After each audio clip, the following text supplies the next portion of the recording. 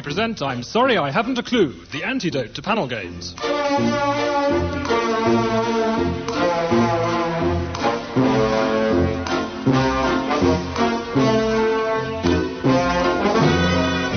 At the piano is Colin Searle, and your chairman is Humphrey Lyttelton.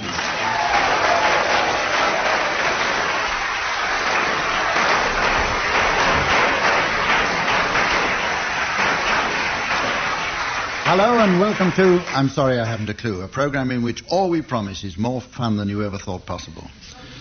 Helping to create the throbbing atmosphere are on my left Barry Cryer and Graeme Garden.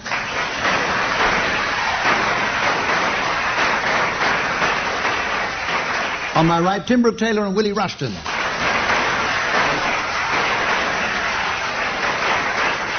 And talking of throbbing, don't forget our scorer, Samantha.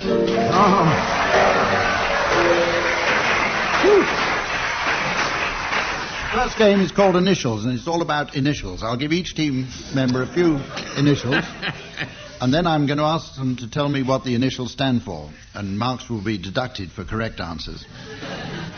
Graeme, here's your initials. NFMPS. NF, what, PS? MPS. MPS, NF, MPS. National Front Medieval Poetry Society. Might well be. It's really the National Federation of Master Printers in Scotland. Oh, of course it Tim is. Brooke-Taylor. SPARKS. Yes.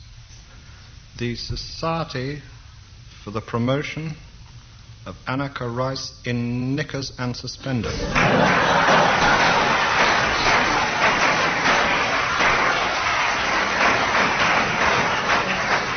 Large membership seems to be The real Got a answer big is- following.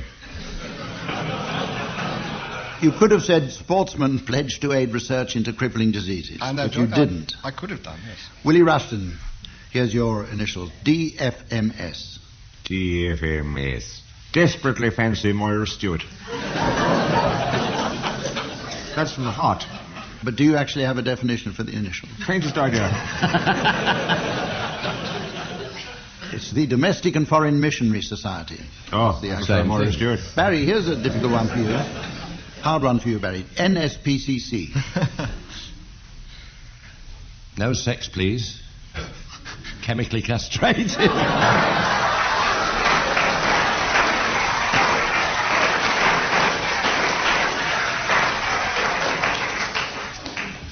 Everybody knows the other answer, so I'll go on to you, Graeme, with another set of initials. NHBRC. NHBRC.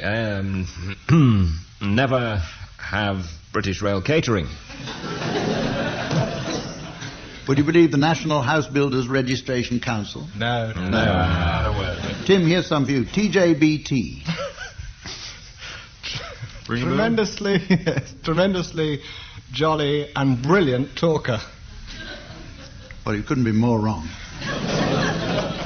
Timothy Julian Brooke-Taylor is the answer.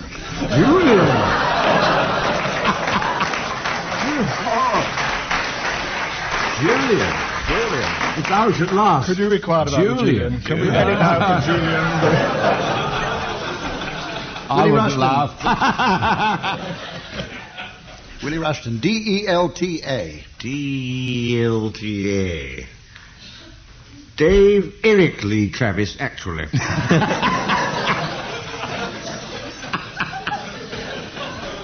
Or Detailed Labour and Time Analysis. Barry, here's a final one for you. BFMF. BFMF. Oh, yes, this is a hair reference. Bruce Forsyth's matte finish.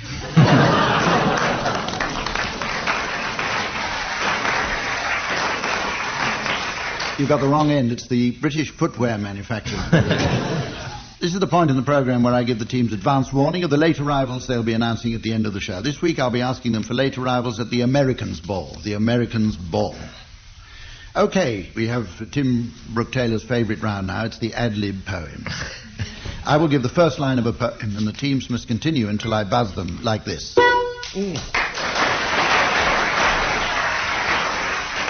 I will also go... Oh, you've never honked both before. when the whole thing's got too exciting for words. Willie, here's a line for you to start on. Shall I compare thee to Robin Day? Shall I compare thee to Robin Day? Thou art more lovely, so they say. Yet he himself is relatively pretty. But his choice in bow ties is rather a pity. Julian.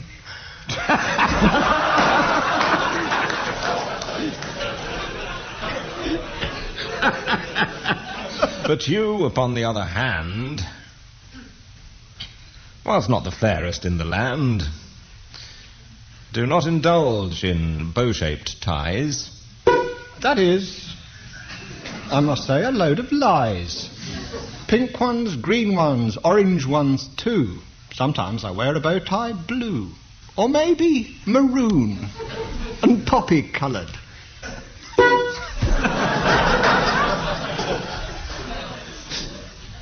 You could not call him a dullard. Oh. He's like a peacock striding about. And when he passes, people shout, "There goes the amazing dream-coated Tim. Ooh, how I wish I could be him." He may look bizarre and a bit of a peculiar, but at least I'm not called Bloody Julian.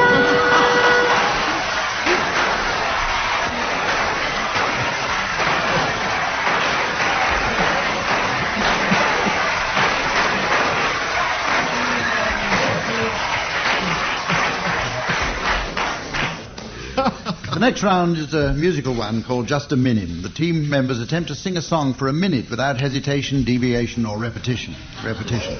That's repetition. If they go wrong, the other team may challenge. To help them along, doing his impression of a piano, Colin Sell.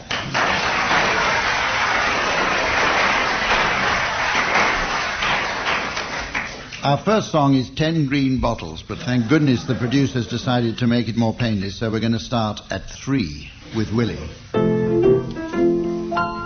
3 green bottles hanging on a wall. 3 bouteilles verts suspended from the ceiling. How'd you go?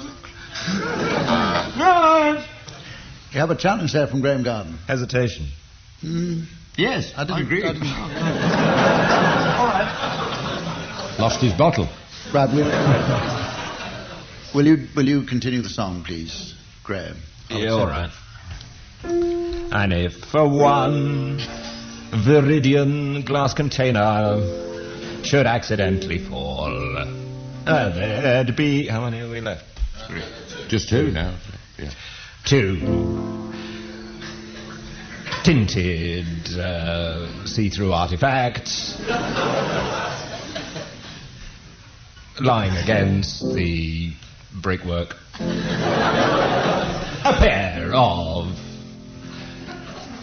not entirely blue milk containers swinging against the plasterwork. A duo of not neither entirely yellow,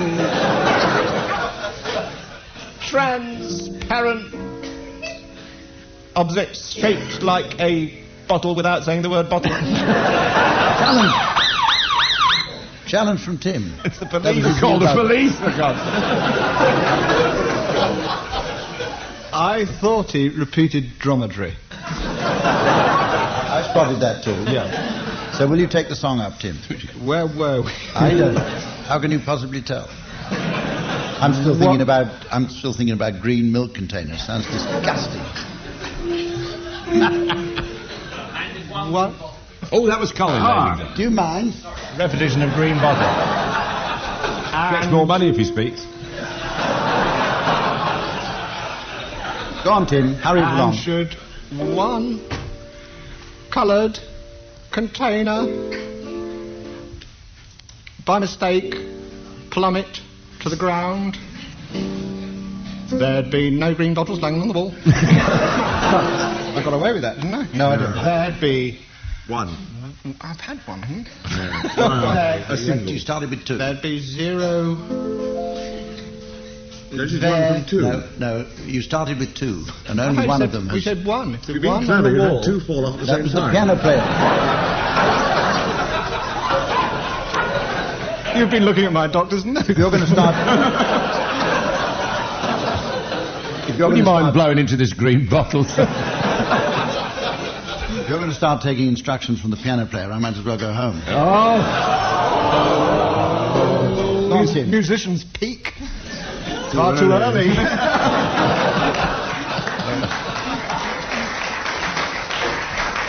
Oh, Humphrey Lyttelton.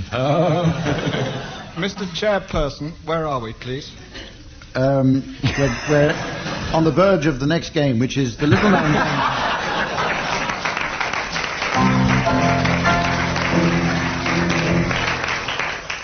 This is the little known game called Mornington Crescent.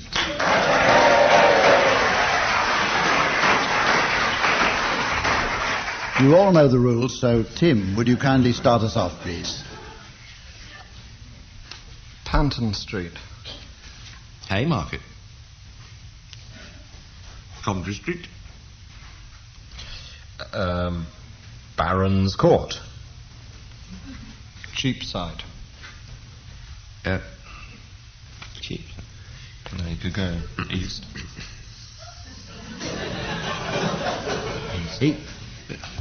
East. My God, they're flying low tonight. Tim, you challenge. I know. Sorry, I know Tim. there's always a time, but surely there must be a time he's got to come up with it, isn't there? Yes, there is. I'll decide that. Sorry, my life. East India Dock Road. Sorry, I just go up there with my partner, yeah? Surely there's a time they have to come up with it, Humph, isn't there? He blows in my ear like that.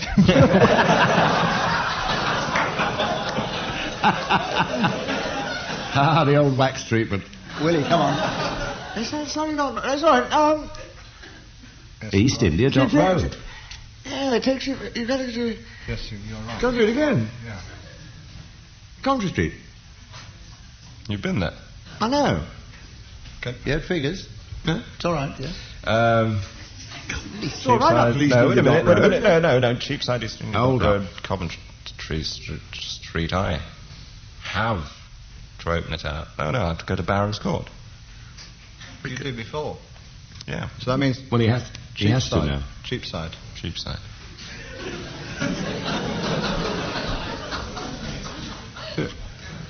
Yeah. East India Dock Road.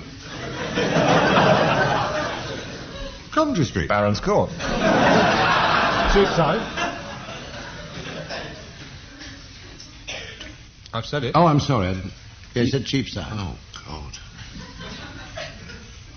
East India Dock Road. Coventry Street. More. Oh, no. Baron's Court again. Cheapside.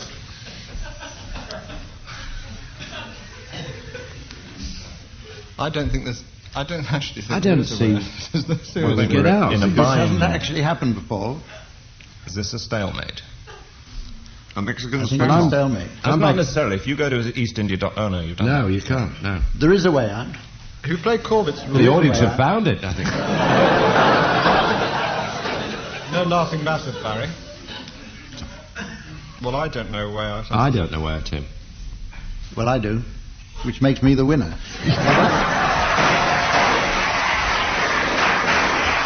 A run deal. How? In this next round, I'm going to ask our teams to make up some We limericks. demand to know how. I'll Yes, tell it's you. easy saying, I do. Well, I'll tell you. But in this next round, I'm going to ask our team to make up some limericks that are clean and suitable for broadcasting. So I might as well tell you that get out on Mornington Crescent, right? I'm going to give them the first line, and then they'll take one line each. And I'm going to start with you, Barry Cryer. There was a young lady from Surrey. Who ate all her meals in a hurry. She liked her food tinned. And so she got wind. And a raspberry from Edwina Curry.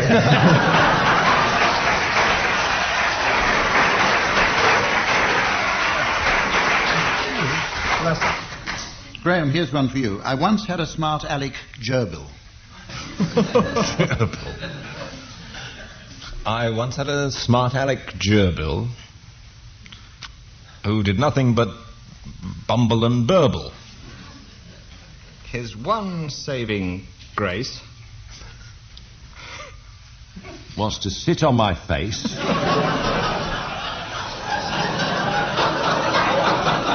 East India Dock Road. And impersonate Ivan the Turtle.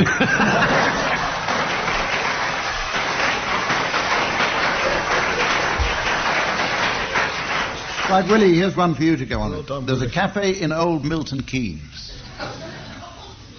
Where the waiter wears very tight jeans.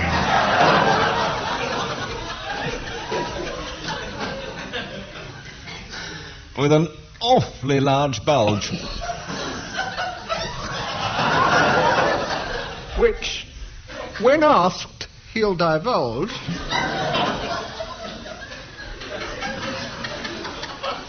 Is in fact 7 tins of baked beans.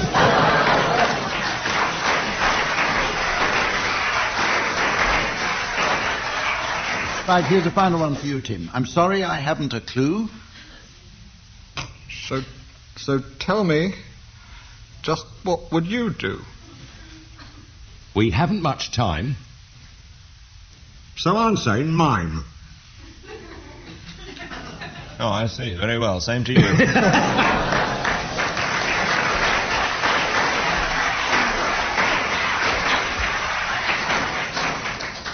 We have time for another music round now. It's called Pick Up Song. Someone will start singing a song and stop on a word in the lyric. An opposing team member must then pick up with a different song starting with that word. 200 points for a correct answer. Willie, will you start with I've got a lovely bunch of coconuts? You have, Humphrey. What song would you like me to sing? That's your 200 points up the spout. Thank you. I've got a lovely bunch of coconuts. Graeme, you have to pick it up from there, I'm afraid. Coconuts. Oh, Yes. nuts. Whole hazelnuts. Nuts in May, nuts in May. We'll go gathering. Gathering.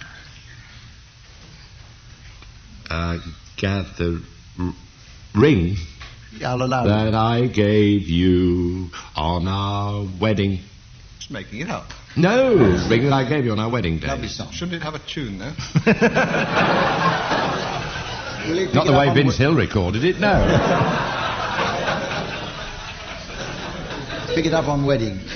Pom, pom, pom, pom.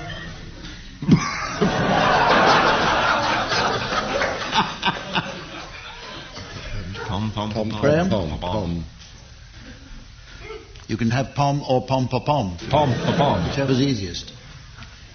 Pom, Pom, grannies. pom, No. pom, pom, pom, pom, pom, pom, pom, pom. That's pom and circumstance.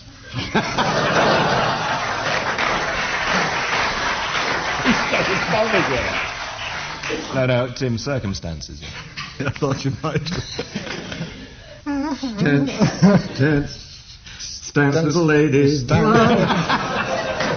Dance, little lady. How's it going? Youth. Youth? He's fleeting, so there isn't something beating in your thing. I Barry, I don't leave him with youth. Thing. Edited highlights of Noel Coward there. Sorry, thing. Little lady. Oh, little lady. Little lady. Of Spain, I adore you. I. Right, isn't it? No song starts with I, does it? No. I mean, be fair. Right of course. from the first time I Yeah, saw lots, it. lots of them. Do. Easy. I love Paris in the springtime. I love Paris in the fall.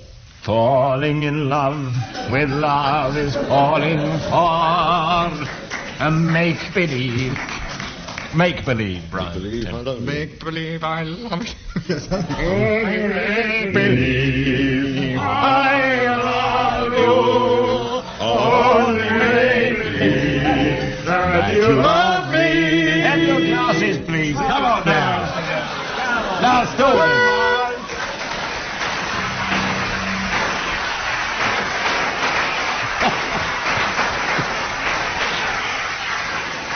We have another very quick round now called Word for Word. One of the members of a team says a word and his partner must say a word totally unconnected with the first, and so on. It's easy when you know how. Oh, I only wish I could remember. The other team may challenge and try to prove a connection. Barry, would you start off?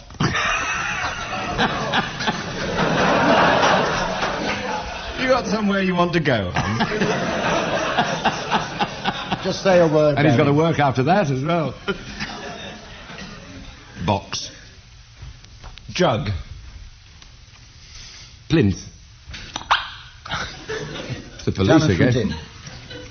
Barry always says plinth, so there's a connection between whatever word Barry says he's going to say. You're right, you're right. That's true. Yes, Right. thank you. Take it up then with the word. I didn't specify, though. It could have been Plinth Barry Andrew never or says. Plinth Edward. I didn't. Come on, Tim. Caustic, Rosa. stone, Phlegm. firefly. Faggot. Challenge there from Barry. Swallowing a stone is a well-known cure for phlegm. Not well known to me. Old wives' tale. Carry on, Tim. Porthole, Trouser. lounge, Curtain. meat. Oh. That's a good word. Oh. Challenge from Graham. Oh, and porthole. A very... I'll allow that, yes. Look, yes. Right, Graham, take They it look up like now. a pair of trousers end on. Elastic. Gusset. Plinth. Oh, challenge from Willie. Well-known double act in vaudeville days, Gusset and Plinth. Well, they used to love. They were part of the Crazy Gang for a while. It'll be garden and plinth shortly. Yeah. Carry on, Barry. I'm disallowing that. Pomegranate. Challenge from Tim Brooke-Taylor. It begins with P, like plinth. You're absolutely right. Take it up now for your team. A frame, Ashtray. nose. Glass. Challenge from Barry Cryer. Well-known cure for blockage of the nose is to hold an ashtray up to the nostrils and inhale vigorously. I did it only this afternoon. Graham. Take it up, Graham. Oh, right, sir. Tablecloth. Weather. Pumpkin. Challenge there from Tim Brooke-Taylor. All these words have been used in a Geoffrey Archer novel. But not as well. Oh, well, fair enough. They've not been used as well in a Geoffrey Archer novel.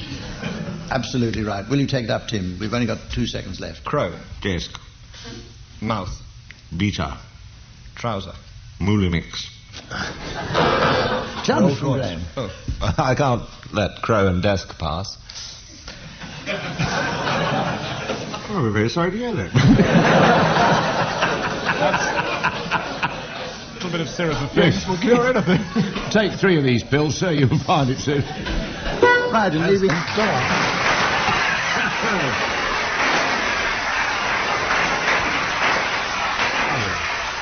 Somebody might as well.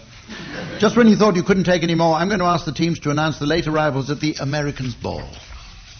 Well, a large party. Just come in now. Good to see you, sir. Large Red Indian party. There's Cheyenne, Sweet Sue, Sitting Bull and his wife Lying Cow, and...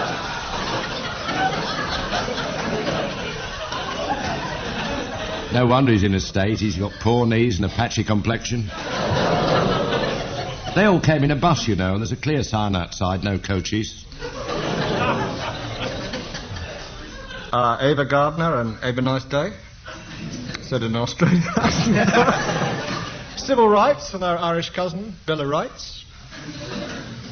Would you welcome from Chinatown that Oriental American artist, Yankee Doodle. And his pony. Good heavens. Oh. The Spurger dresses and her daughter Betty. Oh. I thought she came with me. Never mind. Mr. and Mrs. On my mind, and their American Sloaney yuppie son, George Yar, on my mind. There's Mr. and Mrs. Ho and their daughter Ida. There's Kentucky, Maryland, Minnesota, Philadelphia, and our Cockney immigrant son, Arizona.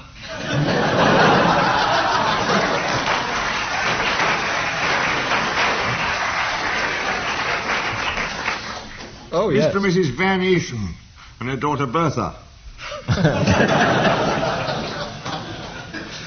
And all the way from New York, will you welcome Mr. and Mrs. Bai of Broadway and their daughter Tallulah Bai of Broadway. Ma's speech. That's Frida, Ma's speech. Another unlikely duo. Liberty and Root of Happiness. That's Leaf, Liberty and Pursuit of Happiness.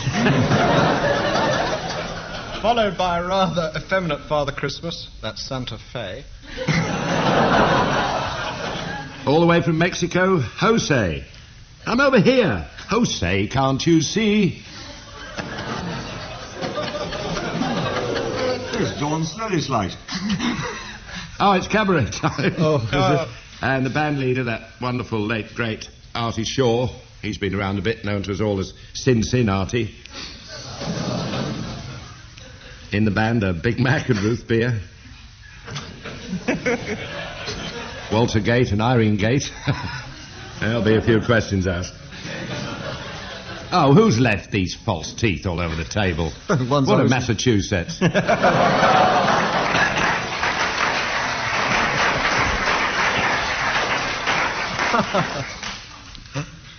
Maple syrup. Oh, there's that witch, Etor. Crossed the Delaware with George Washington and got a ferry at the bottom of a garden. Well, we're approaching the end of the programme. Scores stand at the moment: Tim and Willie 13, Graeme and Barry 14.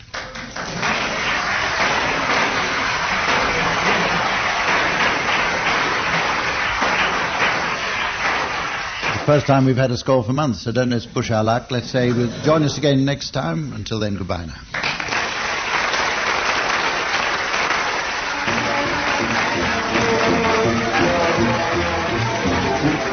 Barry Cryer, Graeme Garden, Willie Rushton and Tim Brooke-Taylor were being given silly things to do by Humphrey Lyttelton, with Colin Sell setting some of them to music.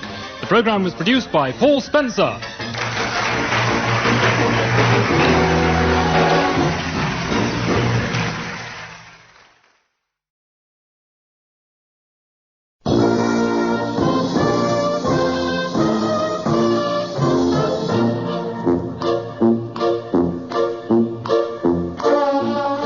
I'm sorry I haven't a clue, the antidote to panel games.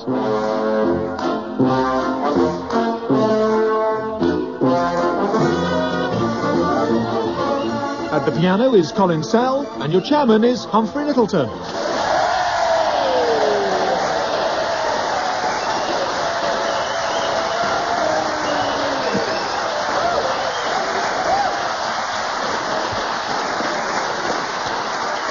Hello and welcome to I'm Sorry I Haven't a Clue. You find us once again in Brighton, the fine Sussex town that was the inspiration for such works as Vanity Fair, Dombey and Son and Brighton Rock. Later, of course, Stan Getz came here to write his 1960s classical samba, The Girl from Ipanema.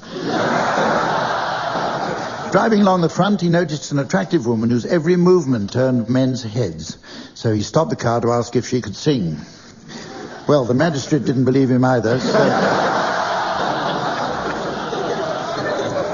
so he was fined 10 guineas and sent back to Brazil.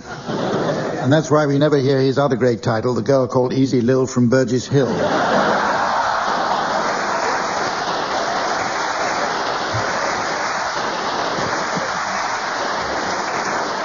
Now, before we start, I've been asked to draw your attention to the current TV campaign extolling the BBC's unique licence fee system.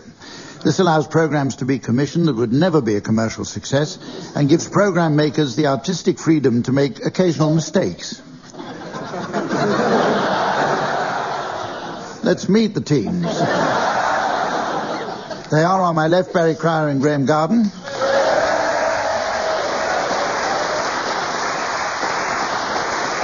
And on my right, Denise Coffey and Tim Brooke-Taylor.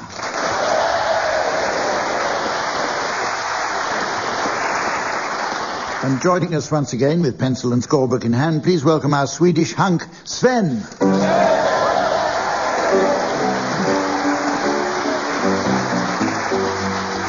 Actually, Sven was telling us he's been looking after some local retired gentlefolk. He takes one elderly aristocrat for daily walks along the prom and spends hours sitting on the charming old pier.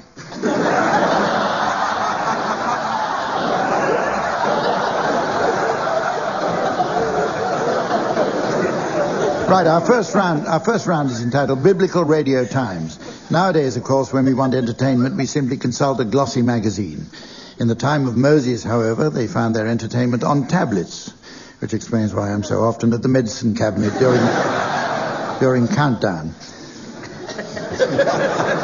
In this round, teams, I'd like you please to suggest some titles of TV and radio programs likely to be listed in a biblical edition of the Radio Times.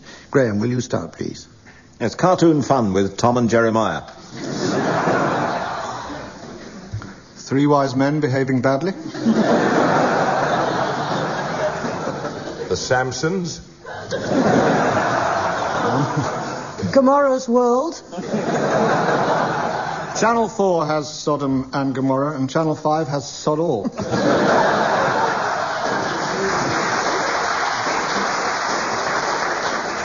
Wish You Were Herod with Judas Chalmers. And at 10:30, They Think It's Passover. And from the middle of the Battle of Jericho, that old comedy favourite, Are You Being Severed? Good News Night with Jeremiah Paxman, followed by the Plague Forecast with Michael Fish on Friday. Ready, Steady, Habakkuk. And if you don't want to eat, of course, there's The Fast Show. Michael Burke with another edition of 666. Candid Camel. Pontius, that's a pilot.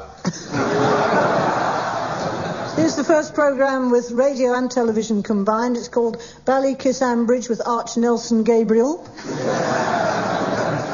Animal Hospital live from the Ark, where Rolf Harris gets turned away because, thank God, there's only one of him.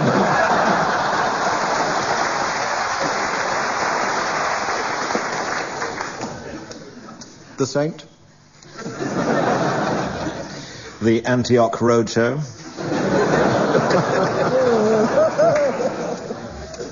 Okay, well, our next round is designed to test the team's musical flair and imagination. It's called Pick Up Song, and in it the teams will sing along to a selection of discs I've collected over many years. Our resident hip-hop, scratch rapper, pop-tastic, jive bunny DJ Sven has pulled out some fine 7 inches, which may be old, but... They may be old, but they still stand up well.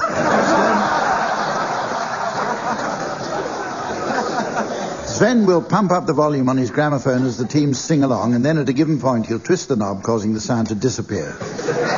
If on its return the teams are within a gnat's vibrato of the original, then I'll be awarding points. And points mean, well, actually, points mean several different things, including an operational device to divert trains so they don't crash into each other. Let's try and raise the intellectual level of this fatuous catchphrase thing. Points mean operational devices to divert trains so they don't crash into each other. What do points mean? Okay, you play your game and I'll play my game. This week's prize is just the thing for the West African musical lover caught out in the rain. It's this Cameroon Macintosh. Barry, Yes. I'd like you to start by accompanying Louis Armstrong singing Jeepers Creepers.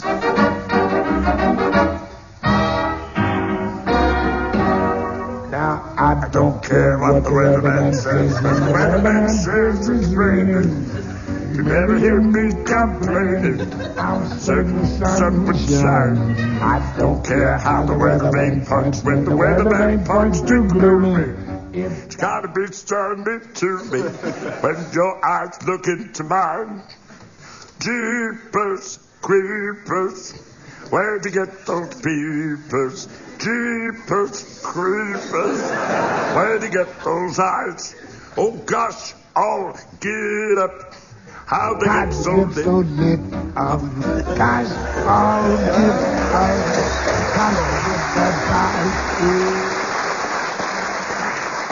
Denise, see if you can do any better than that. Would you please accompany Dinah Washington singing Mad About the boy On the silver screen. Sing it, lady. I'm doing it. He melts my foolish heart in every single scene. In every single. Come on, Dinah, you're behind me.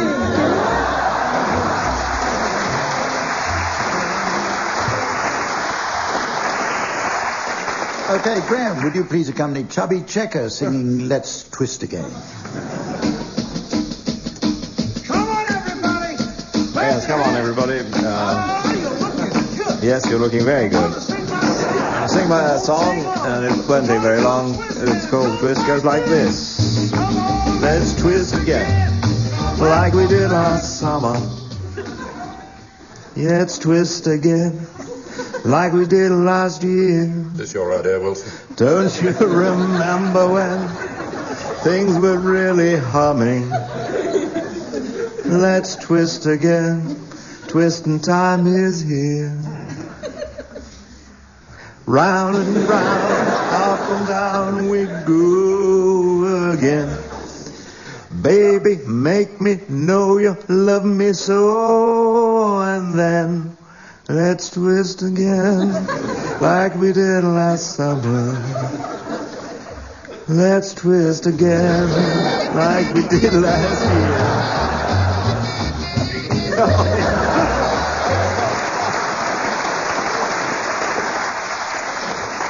Finally, Tim, would you please accompany Baby Bird singing You're Gorgeous?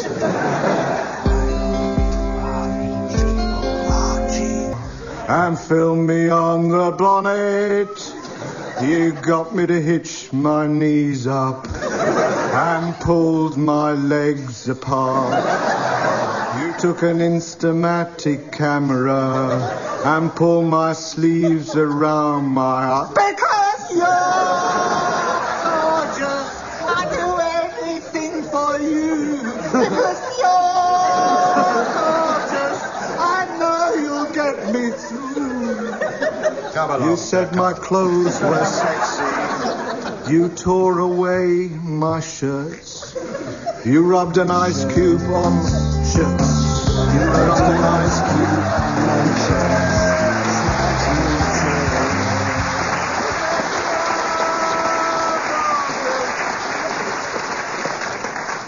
Okay, our next round is called Sound Charades. It's based on Give Us a Clue, the TV show where Lionel Blair and Una Stubbs got up off the sofa and performed against the clock.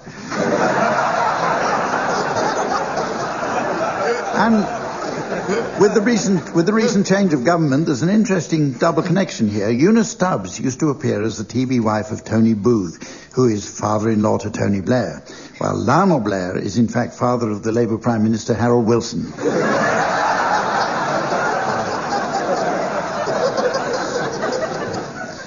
In the original version of the game, players weren't allowed to speak, the source of much fun and hilarity. In our version, they do speak. Okay, Tim and Denise, you're to start. Your title will shortly be broadcast on the laser display, while for listeners at home, here's the mystery voice. Teletubbies. Teletubbies. Okay, you're guessing this one, Barry and Graeme. Off you go, Tim and Denise. One word, and it's a television programme. Clarissa? Yes, Jennifer? What are you cooking? What am I cooking in this gigantic pot? Yes. Lots and lots of nourishing food. But not enough. No. Never. Never. It's never enough, is it? No. No. The end.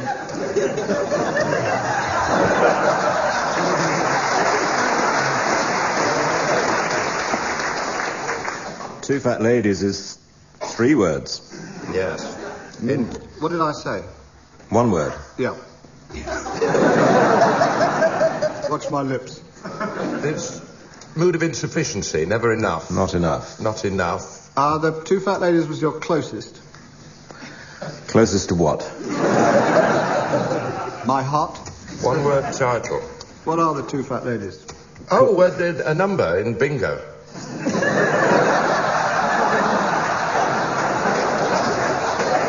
Nurse, could you take Mr. Crab back?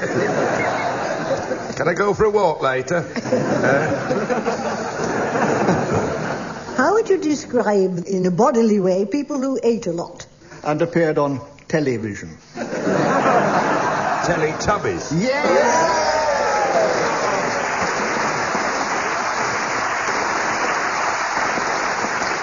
Right, your turn, Barry and Graham. Your title's now being exhibited on the laser display board, and here again is the mystery voice for listeners at home. Space Jam. Space Jam. This is, film? Film. 2 words. 2 words. Okay, here we go. This is Houston. Report your status, please. Report status. This is Houston. Oh, hello, Control. You'll have had your tea. We're just having ours. Oh, yes, we'll just be having our tea. Just have a wee tea. 1 lump or 2, Hamish? I don't know. I haven't looked today. But I'll have a little sugar. Oh, you'll have a little sugar. Yes, Here we are. yeah. And, what else do you you like have? some bread and butter? Bread and butter. And... Whoops! Careful. Oh, there it goes. Oh, got it. I've got it. Careful. A wee scone. Oh, very nice. And a bit cream. A bit cream, And Dougal. what about this? Oh, your favourite. My favourite. Apricot, my favourite. Oh, no. Oh, what? The lid's off the jar. It's Jings, everywhere. jings, no. it's all over the place. What a mess. Houston, we have a problem.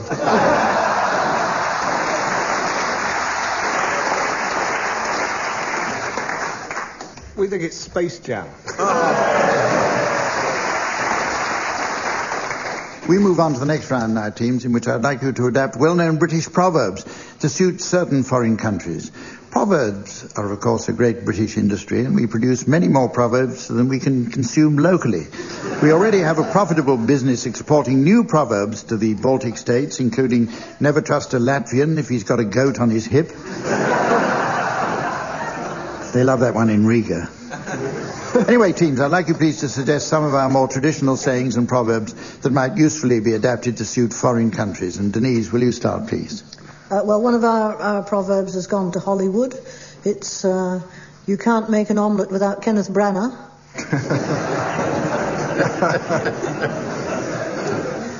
In North Africa, once bitten, twice as likely to get rabies. France, red sky at night, shepherd's delight, red sky in the morning, British sheep are on fire.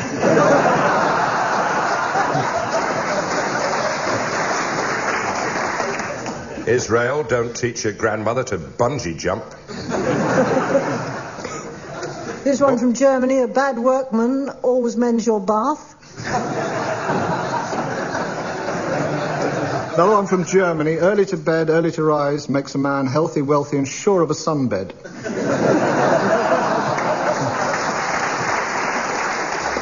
Here's one from Spain. Empty vessels mean the fish are hidden in a secret hold.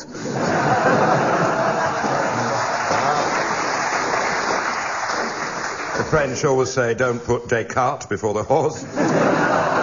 Here's one from Israel. Never buy a pig.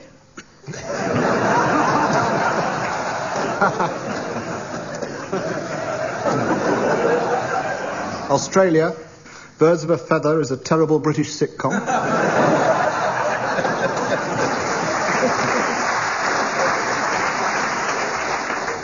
Holland, if the cap fits, is safe.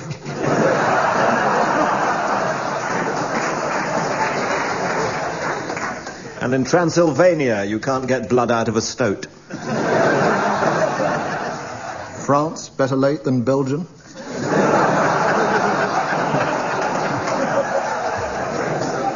Here's one from Weight Watchers Europe. You can't have your cake, I've eaten it. Here's one from the Zen Book of Proverbs. Good heavens. Tomorrow is today, yesterday.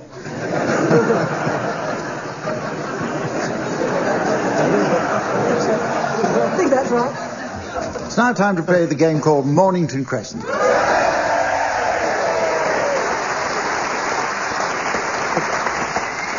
First of all, I noticed we've received nearly 2 postcards this week from a Mrs. Trellis of North Wales, who sends another of her useful hints for young couples setting up home together. She writes, Dear Bamber, it's never good policy to store tubes of super glue and Vaseline in the same cupboard.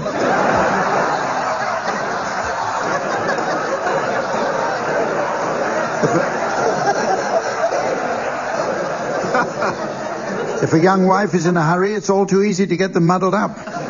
I did once, and guess what happened? The broken spout fell off my teapot. Yours faithfully, Mrs. Trellis. OK, on with the game, teams, and it's perhaps because Brighton has been commonly referred to as London-on-Sea that Mornington Crescent has always had a loyal following here. George IV is said to have played the game when he came here on his holidays, and Dr. Johnson, another regular visitor, once famously declared when a man is tired of Mornington Crescent, he'll change at Euston and get off at Camden Town. Today, teams, we're going to play the notorious Brighton handicap, where with skillful use of the lateral shift, a player can box their opponents in or out of the game. However, it should be noted that once Tooting Beck has been declared, this move is not allowed unless 2 or more players are in nip. Okay? Okay. Yeah. Sorry, could I just check on that? Tooting Beck, if it's been shifted. No, if it's been played. Played. It's been played. Right. Or declared. It's Declared. the actual word that we use in the game. Right. Jim, will you start, please? I will. Tooting Beck. I don't think you can do that before the lateral shift, can you? Before the lateral shift? Nobody's in nip yet. No. Oh, thank you, Sven.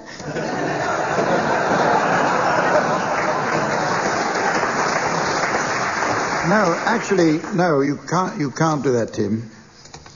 Why not? I don't know, but you just can't. All right, Paddington. Yes, that's better. Well, no, wait a minute. Graeme, are you going to... You still can't. What? No, not if you're playing the Brighton handicap. Can't start at Paddington. That's where you always start. Yeah. He just boxed himself, hasn't he? Go on, Barry. Shirley Drive. Which part of London is that in? Croydon. Oh, Croydon. He's far flung. Hay Hill. That's got them. That's got them. That's very good. Yeah. Well, it's just spoilt for choice, that's all. It's very good for a girl.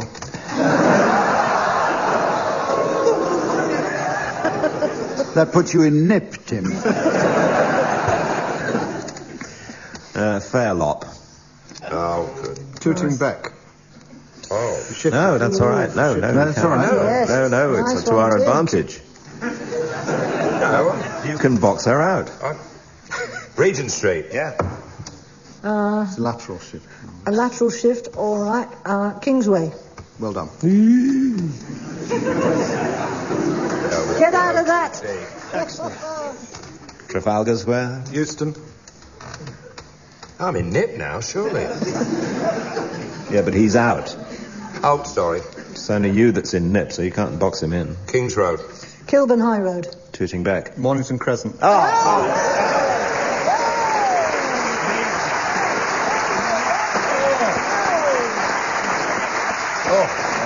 You just got too clever. Not bad for a boy, was it? We arrive now at a cultural section of the show, which I like to think of as our own poetry corner. Was it not W.B. Wandsworth who wrote? I wandered lonely as a cloud and floated high o'er leas and hills, when all at once I had a doubt and wondered what was in those pills.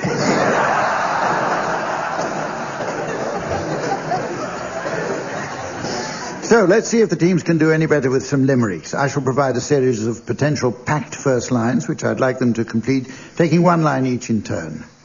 Barry, I once caught this dreadful old trout. I once caught this dreadful old trout, because there wasn't much else round about. She was green round the gills. She'd forgotten her pills. And that's why she's now at the spout.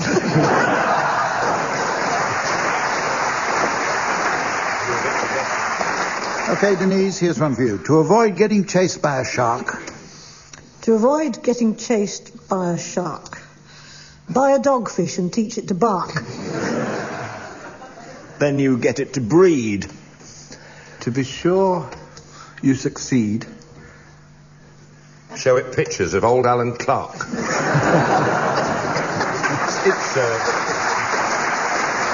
Graeme, your line is, sometimes I dress up like a kipper. Sometimes I dress up as a kipper in a tight-fitting gown with a zipper. I do a cartwheel. And I dance with an eel. Then I go out to dinner with Flipper.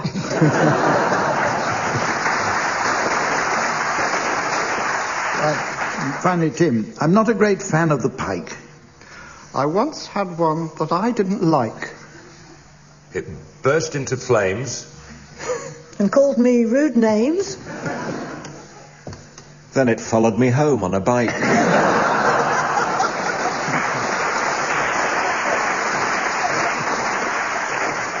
Very good. Well, it's very nearly time for the end of the show, but not before the teams announce the late arrivals at the Australian ball. So while Sven nips out to have a look at his interesting photos of Sydney, I'd like you to start the announcing, please, Tim. Very welcome, please, Yes. Mr. and Mrs. Opera House, and their daughter Adelaide, and her sister Barbie. All right, don't then.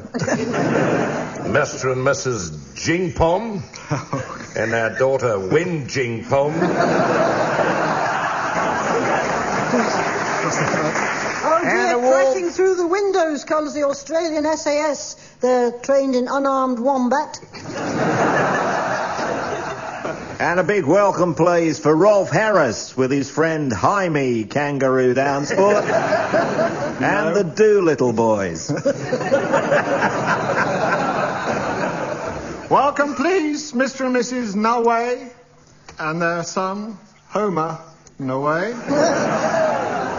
And will you welcome Mr. and Mrs. O'Reef and their wonderful son, Great Barry O'Reef.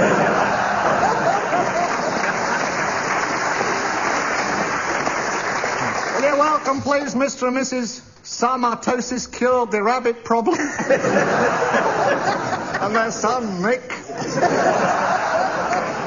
And not so very far behind, will you welcome Never Died, he just lost his memory, and their son Harold never died, he just lost his memory. Put your mitts together for a load of old cobbers. Our mates Tim Brooke-Taylor, Graeme Garden, and Bill Oddie, the good days. It's cabaret time, folks. So A early in galah the evening. event with our compere Bruce, featuring Jerry and his crocodile Eric. Did Jerry do well? Did Jerry do? And the all-girl group, the Spice Invaders. They're not the real Spice Girls, they're just wallabies. Oh, Matilda's just waltzed in. Mr. and Mrs. New Zealand, never heard of it. And their son Wes, New Zealand, never heard of it. Will you welcome, please, Lord and Lady Darwin and their cricketing son, Survival of the First Test. Mr. and Mrs., do you expect corks on me hat? And their son, what do you expect corks on me hat? This is all a bit of a stride. Mr. and Mrs. Ample and their lager-swilling son, Forex Ample. And will you welcome, please, Mr. and Mrs. Backspider in the Dunny Run Like Hell, and their...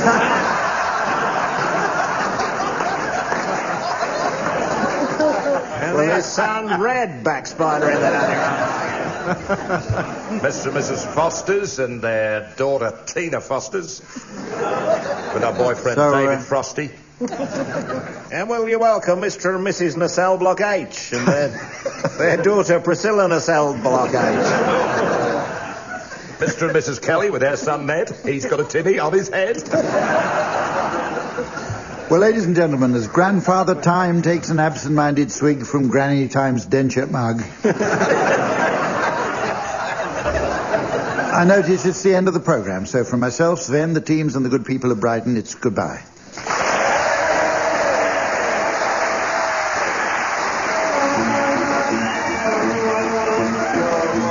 Very Barry Cryer, Graeme Garden, Denise Coffey and Tim Brooke-Taylor were being given silly things to do by Humphrey Lyttelton, with Colin Sell setting some of them to music. The programme consultant was Ian Pattinson and the producer was John Naismith.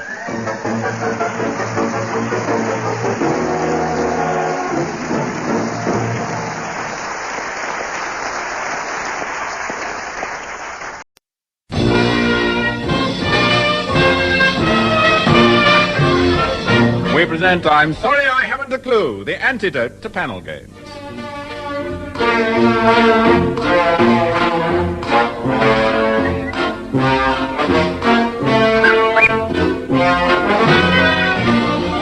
At the piano is Dave Lee, and your chairman is Humphrey Lyttelton.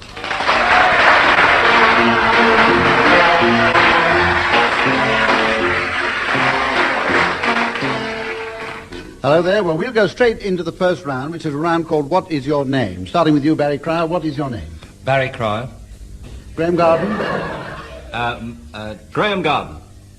Bill Oddie. Bill Oddie!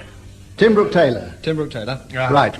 That's got off to a good start with the team of Barry and Graeme 2, Bill and Tim 1.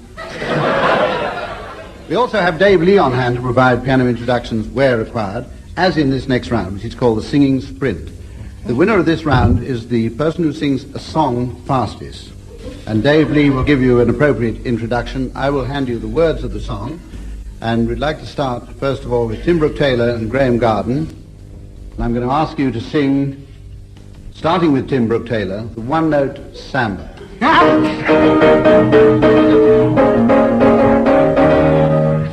This is a little samba built upon a single note. Other notes are bound to follow, but the root is still a note. But this is the one, the consequence of the one we've been through. And I'm bound to be down of Oliver Collinson, because there's so many people who can talk and just say nothing and nearly nothing. I've used up all the scale, I know nothing. At the end I've come to nothing and nearly nothing. So I come back to my first note, I must say, come back to you. I will pour into that one note all that I love, and I feel for you. Anyone who wants the whole show, read me, but so latino. He will find himself with no show. Better play than I do now.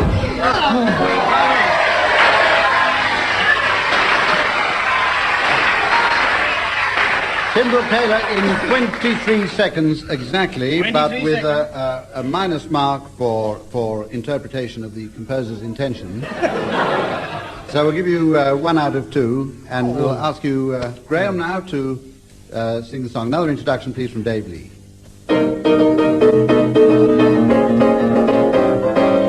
This is just a little samba built as within...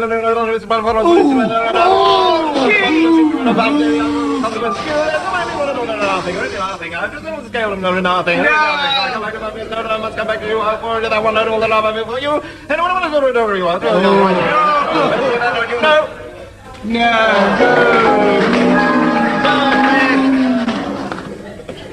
Heard every One word. extra mark for audience reaction. We'll give you 2 out of 1. Now, Is it fair? No? Bill and Barry. Here's your song. Here are the words. Introduction again from Dave Lee. And this is the beautiful Frank Sinatra hit song, My Way. Starting, Bill Oddie. And at the end, his name is so office defender Curtin. My friend, I say, is Beaver, says certain. I live a life as full as ever traveled the highway, and one without it, my way. Yes, there were times which you knew that I'll be tough, no that I can shoot, but through it all, when there was doubt, we had it up and spit it out. I faced it all and stood tall and did it my way.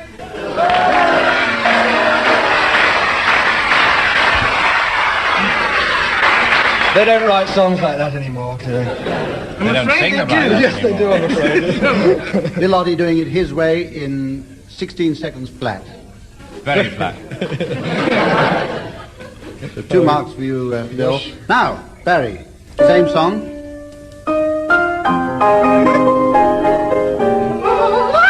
And now the end is the answer, our face of Alan Colonel. My friend, I'll say a clear, seven cases which I'm certain. I've lived a life this full, I've loved travel each and every highway, and much more but this I did my way. This were times I'm sure you knew, and every time I could do. But through it all, when there was doubt, I spent it out. I faced it all and stood tall and did it my way.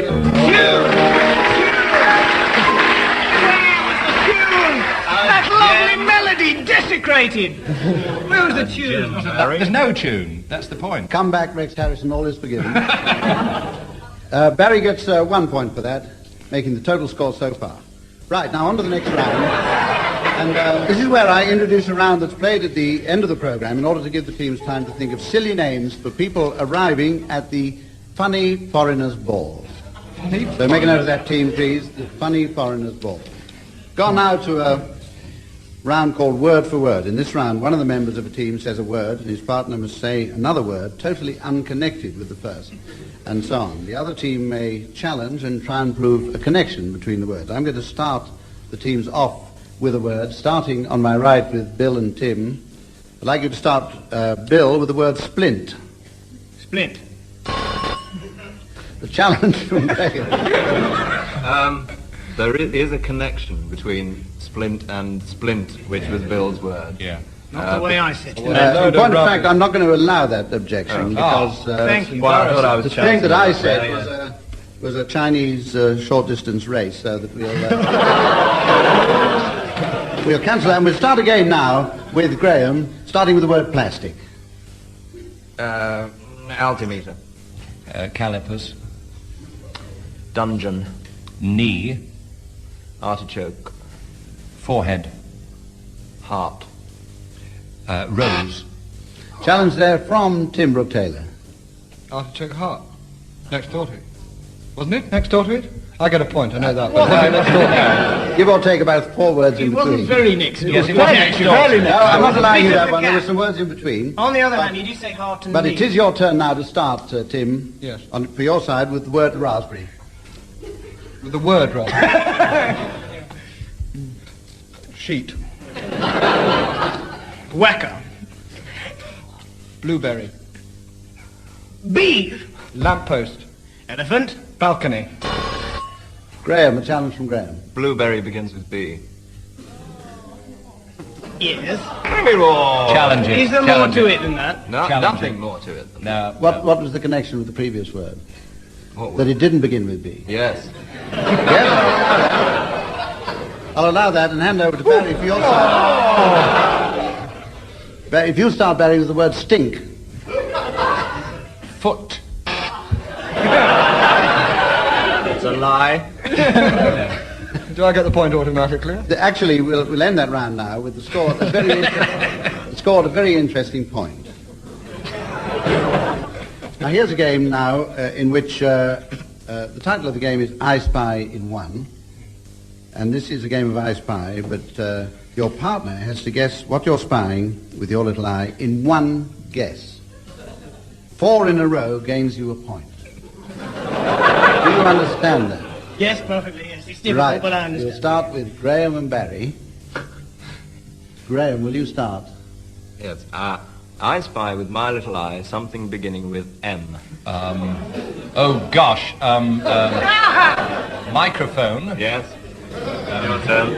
I spy with my little eye, do excuse me for a moment, something beginning with G. Glass. Right. I spy with my little eye something beginning with A. Leave off. Ashtray. Yes. What is this? I spy with my little eye something beginning with M. Matches. Yes. Right. You have 4 in a row and 1 point. We'd like the audience at home to know that there's absolutely no assistance being given in this round. It is a pure example of telepathic thought. Now, round between you, Tim and Bill, starting with Bill. I spy with my little eye something beginning with T. Throat pastel. Yes.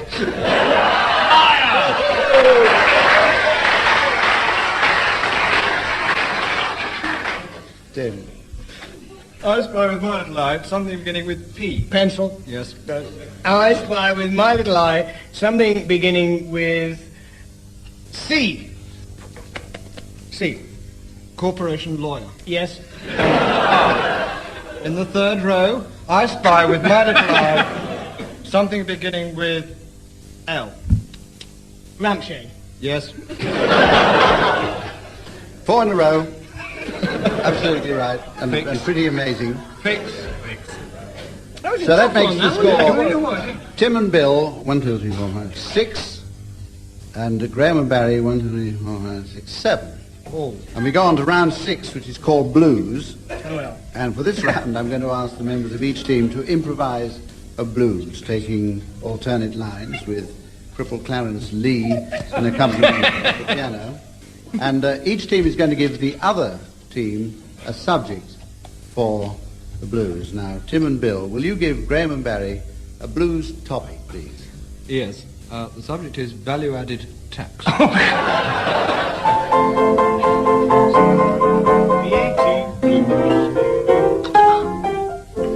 I woke up this morning and I put on my coat and hat. I woke up this morning, started thinking about that. Yeah, I did. And I said to my baby, I'm sorry. They put 10% in everything, but they can't put 10% on that.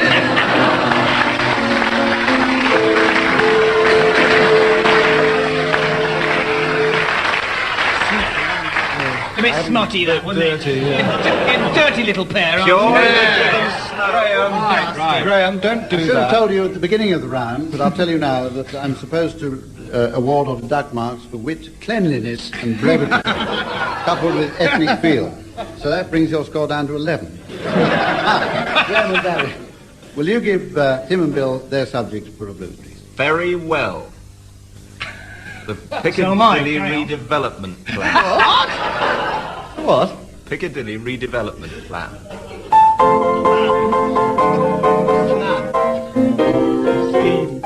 Scheme.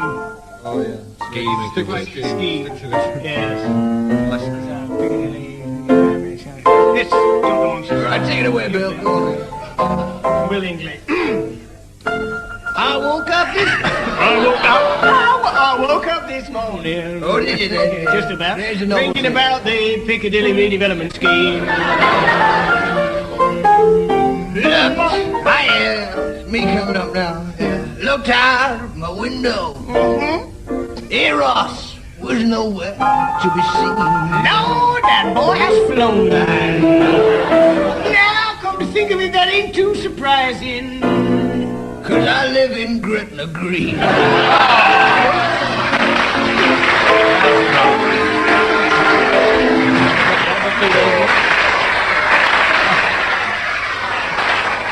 Yeah, two marks for that, -1 for altering the title at the beginning.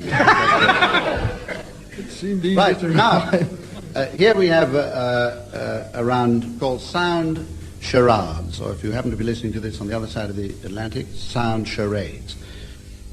One team has to guess the title of a book or a play or a film or so on from the noises made by a member of the opposing team. The BBC has loaned each team a beginner's effects kit, salvaged from the effects men's training school at Hendon, and the audience can help here by applauding when they're getting warmer and doing the other thing when they're not. Right, now first of all, Graeme and Barry, is yours a play, a film, a song or a book? It's a theatre production. Yes, it is. A theatre production. Well, while they're getting ready to do their charade, for those of you listening at home, our mischief voice will tell you what the theatre production is that they're going to do. Graeme and Barry's charade is Mother Goose. Mother Goose. Right, Graeme and Barry, will you start your charade with the first... Is it a first syllable or a first word? There are 2 words, and it's the whole thing. The whole thing? Yes, it is indeed, yes. In order. In order, in sequence. And here it goes. 5, 4, 3, 2, 1. Hello, Mum.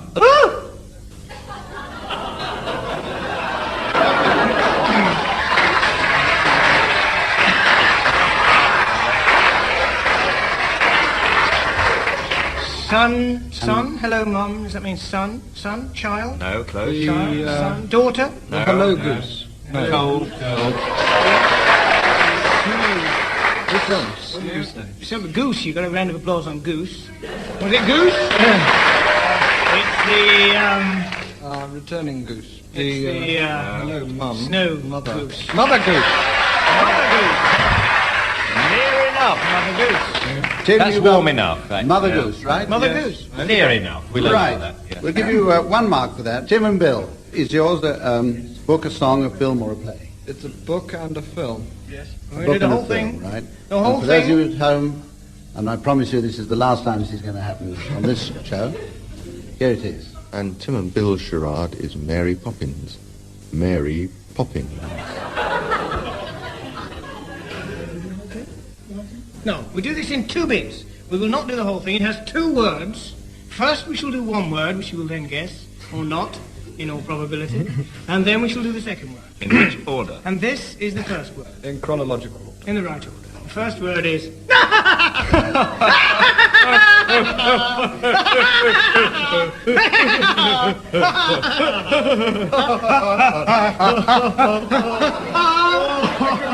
How many syllables?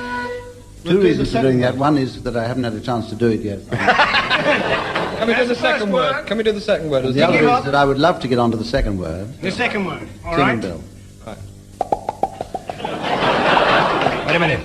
The first word is happy. Close. Cheerful. Nearly. Enjoying yourselves. Merry.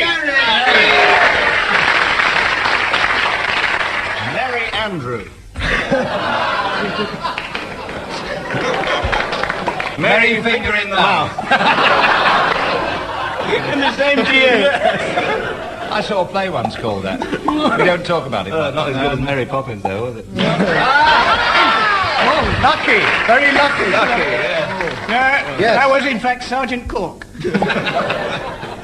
As those of you at home guessed, Laughing, sometime quite early yesterday afternoon, Mary Poppins that was, brings us to the end of our charade round with a score of 12 all and everything to play for. This one is called MacDonald's Funny Farm, and in this round, one team sings Old MacDonald's Farm, while the other team makes suitable noises for what's on the farm, and vice versa. Now, we're going to start with Graeme and Barry.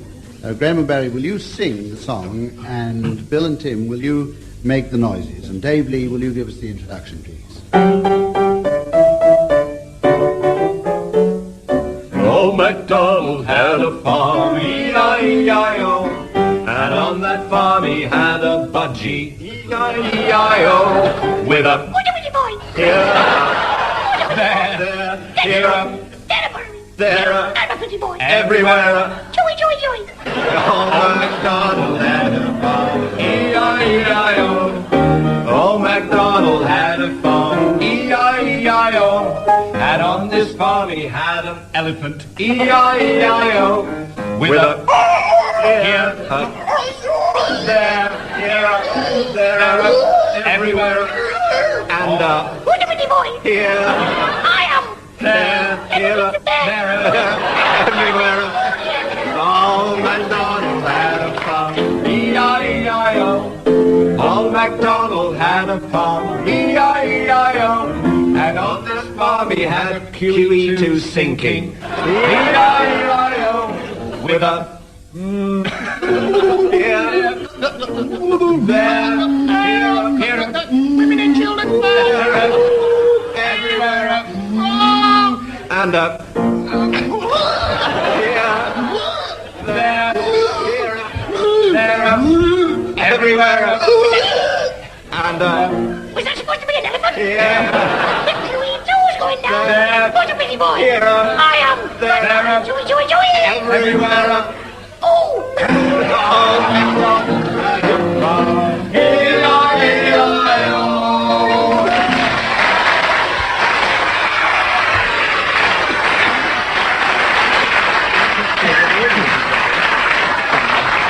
Marking this one out of 3 for suitability as family entertainment.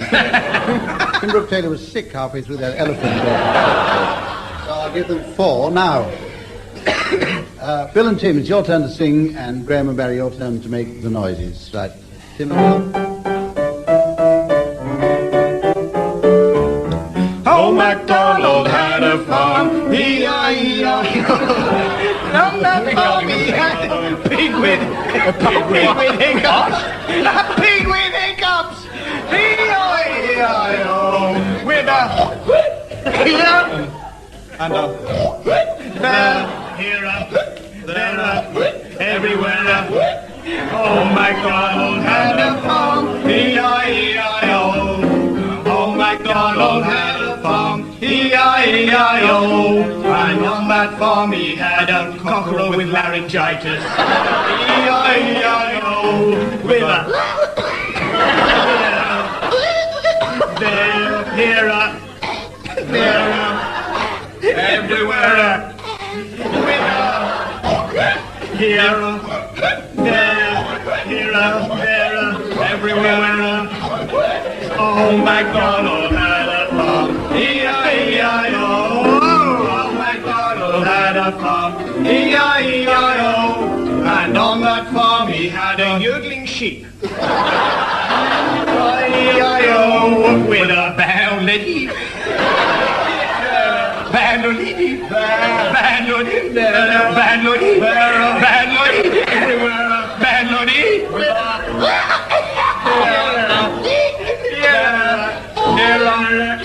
everywhere, with a there, everywhere. Oh, MacDonald had a farm, E-I-E-I-O.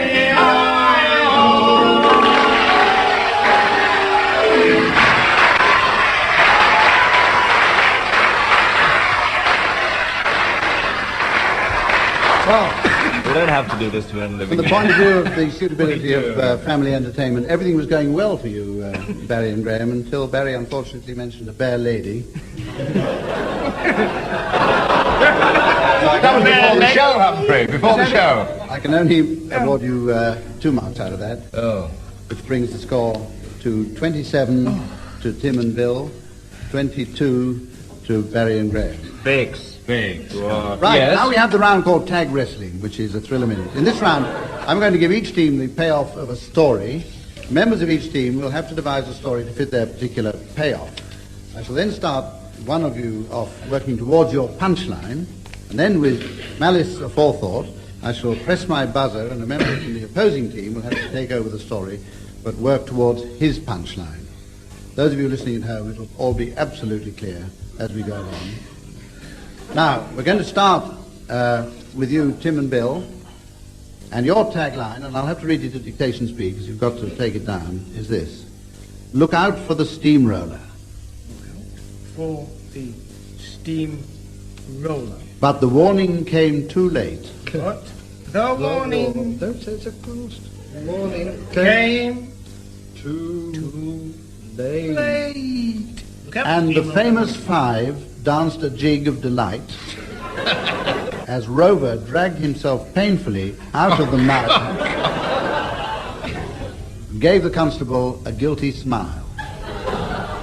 And a pot of tea for 4. Well, while you're thinking of your story, how you're going to work up to that tagline, I'll give Barry and Graeme theirs. And it's this. I don't monkey around with other guys' dames.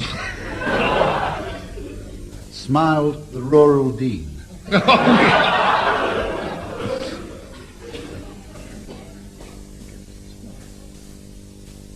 right? But that was the day the church fell on Mrs. Bagworthy. Right, all set to go. Tim and Bill, you'll start the story, and when I press the buzzer, Barry and Graeme, you'll take it out. Each of you working, of course, towards your own tagline. I start. Bill Oddie starts. Yes. Now, this fellow walked into a pub and he went up to the barman and said, have you heard this funny story? It's a story which is about the famous 5 and their dog Rover, who goes for a walk in the woods, where he meets... I don't want to hear that story, said the barman. And I'll tell you another thing. The rural dean has just blown into town. He's after your wife. Oh. Don't interrupt. I was telling a perfectly reasonable story about the famous 5 who do their marvellous jigs around steamrollers with their dog Rover. Now, this is an old police constable story. He was telling the... Pardon? This story was interrupted by the opening of the door and the sudden eruption by a gangster who shouted, silencing everybody, I don't monkey around with other guys' dames. People don't want to listen to that kind of talk. Especially when there are rogue steamrollers around, and not to mention Not to mention Rover the dog, who has a habit of molesting constables. In the wood, first he dances a jig around them. But enough of that. The rural dean burst through the door saying, "Don't worry, folks, I have a message here which reads, look out for the steamroller, but the warning came too late and the famous... The gangster revealed... The gangster, who had spoken earlier, as you remember, revealed he was in fact the Royal Dean and said, "Whose is that dog running round the village? He's been nudging buildings. Good heavens, the church is getting extremely shaky. In fact, the church is getting so shaky that I fear it may fall today." The crowd were aghast. They cried in anguish, "Look out for the steamroller!" But of course the warning came too late, and the famous five danced a jig of delight as Rover dragged himself out of the wood and gave the constable a guilty smile. Tell it like it is. Tell it like it is.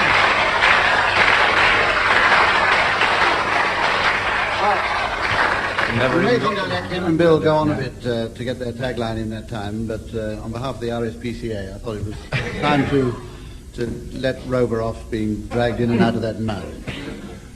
So, we have the absolutely thrilling score of 30 points each, and we move on now to the last round of all, which is the one which I forecast at the very beginning of the programme, the point where I go home now so that I can miss the team's announcements of the arrivals at the Funny Foreigners Ball, starting with Graeme Garden.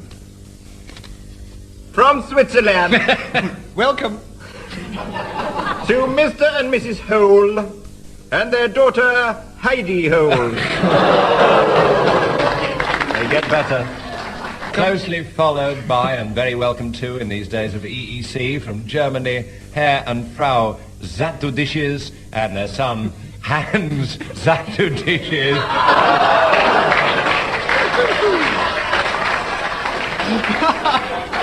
Closely followed by a young man from Italy who is the son of Mr. and Mrs. Dance to a Rock and Roll Band. Oh! Giovanni Dance to a Rock and Roll Band. And from China. Ping, pong, pong, pong. Thank you. Mr. and Mrs. Sarpork. And their delightful daughter, Sweet Anne Sarpork. Not to mention their closely related cousin, Crispin Oodle. And their little dog, the Pekin Duck.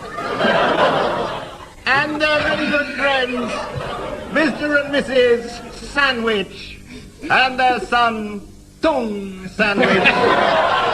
Hot in the heels from the deep south of America, Miss Umimasa and their son, Isaac Umimasa. And of course... From... pardon. Little squat in the doorway. And I enjoyed every minute of it. And from Austria, oh yes, Mr. and Mrs. Zafter-a-bit done it. And their son, Paul's after a bit done it. Not to mention... No, don't. I won't. Instead, I shall mention Mr. and Mrs. Fireplace. and their son, Peter the Great.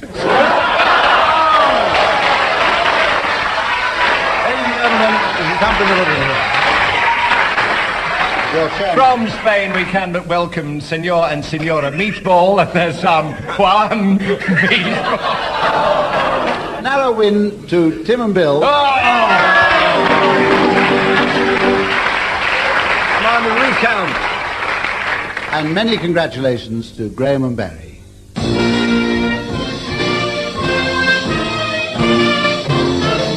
Barry Cryer, Graeme Garden, Bill Oddie and Tim Brooke-Taylor were being given Silly Things to Do by Humphrey Lyttelton, with Dave Lee setting some of them to music.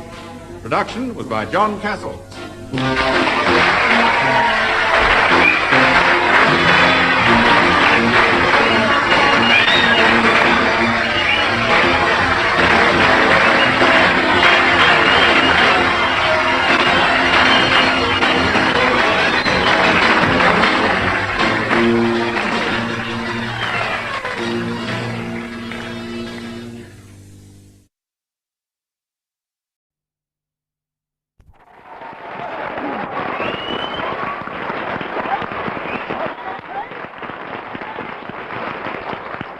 Good evening, and as usual, we go straight into a round which brings in Dave Lee on the piano. This is the round where members of each team sing a song taking alternate words. Now, if you make a mistake, I shall make you start again faster every time you make a mistake. And if you get through the song without making a mistake, you may elect to get to sing it faster for an extra mark. Barry and Graeme, your song now is Maisie Dotes. Maisie. Don't eat that. Sorry about that. Right, you No, have to take it a bit reading faster. it, A little bit Humphrey. faster, Dave. Just reading it, right. Maisie. Dote And dozy, Dotes. and little Lambsy. Divey. and Kiddly. divey, Too. wouldn't You. yes, Maisie. dote And dozy, Dotes. and little Lambsy. Divey. kiddly divey, Too. wouldn't You. if the words sound queer And funny to your ear. a little Bit jumbled. and Live ear. sing each oats and Those. each oats and Little. lambs Here. ivy, Oh. Maisie Dotes. And Dozy. and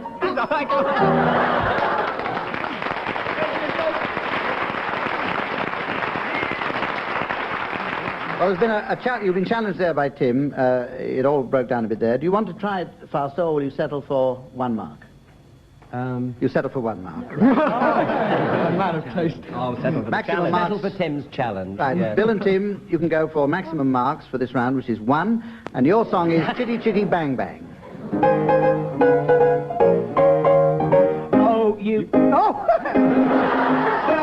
Yes, we'll settle for that. Right, Yes. Just reading the words. Yes. Shall we start now? Shall we start a little now? bit. Tell us when you want us to start, any time, Humphrey. A little bit faster now. Oh, you. Pretty chitty bang bang, chitty chitty bang bang, we love you. And our pretty chitty bang bang, chitty chitty bang bang, loves us too.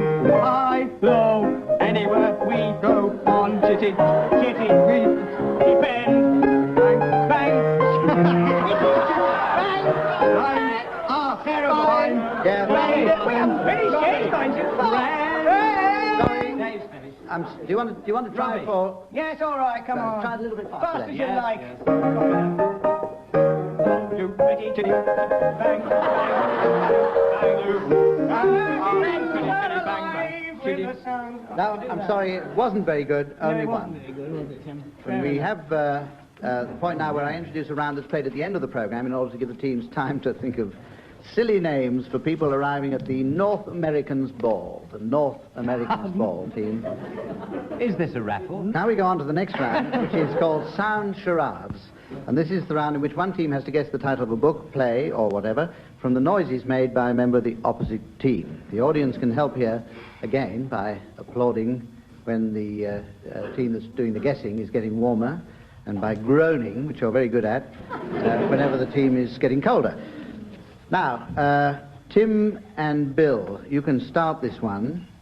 Thank you very much. And while you're preparing to make your noises, our mystery voice will tell the audience at home what their title is. And it's Madam Butterfly. Hey, come here. I'm sorry, sir. Madam Butterfly. Oh, yeah. The easy Well, our audience here, and also Bill Oddie, have been informed what the title is by a ball being held up, so everybody's in the picture, except, of course, for Barry and Graeme, who've got to guess the title.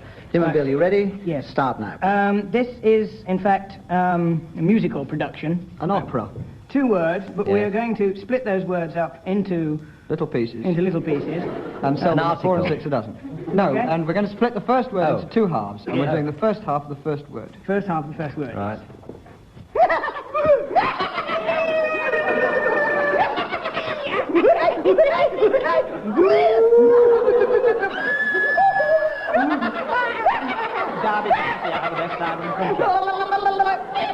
Okay. That's the first half of the first word. It started.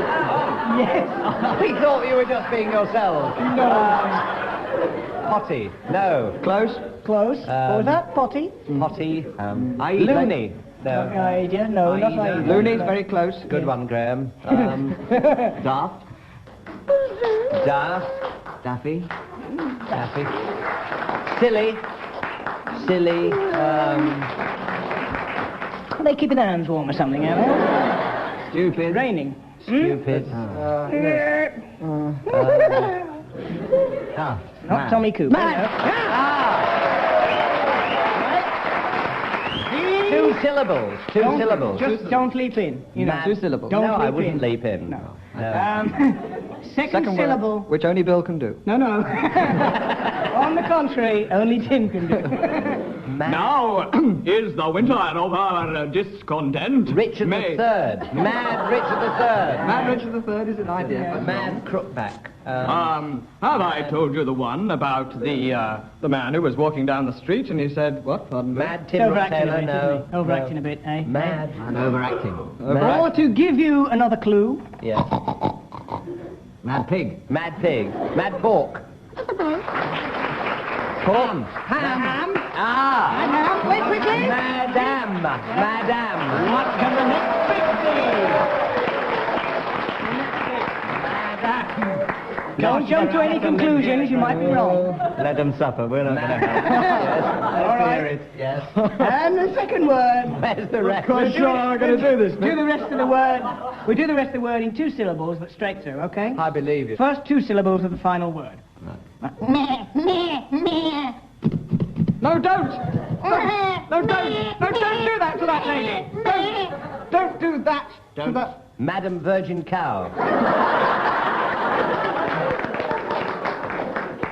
And you're never going to get it, are you? A final clue. Don't butt her. Could it Butt her. Don't butt her. Oh! Final clue.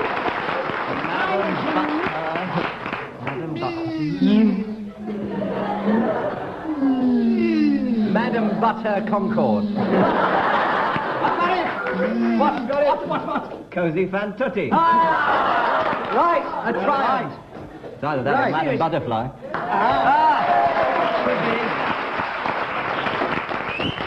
Only a reserve, you understand. I'd like to tell the audience listening at home that the teams here do not know in advance the answers.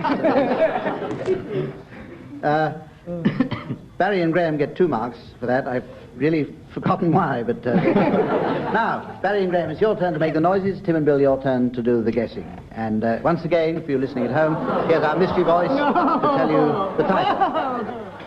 And it's Lord of the Flies. Lord of the Flies. This is a book and a film. Here is it. Book and a film. You really? Oh, yes. Book and a film. Book and a film, right. Book and a film. Barry and Graeme. We're going to do it all of a piece. Right. Here we go. Evening all. Zip, zip, zip, zip, zip, zip, zip, zip, zip, zip, zip, zip, zip, zip, zip. Can you do it again, please? Would you like it piece by piece? Would you like it segmented? Sergeant Butterflies. Warm. We'll do it a bit at a time for you. Would you do it a bit at a time? Thank you. Evening all. PC Sergeant. PC Sergeant. Dixon. No, Dixon. Dixon. Z-car. PC. Well. Sergeant. Blue trousers. The long arm of the copper. Ah. The long arm of the law. Second bit. Law. Answer it, someone. Yeah. Oh, clever. Pigeon. Law pigeon. Law. Stool pigeon. No, pigeon. Dove. Dove. Dove. Law. Dove. The buttons. Law. Lord of the things we don't like to talk. Lord of the trousers, okay? That's it. You're always looking for an opening.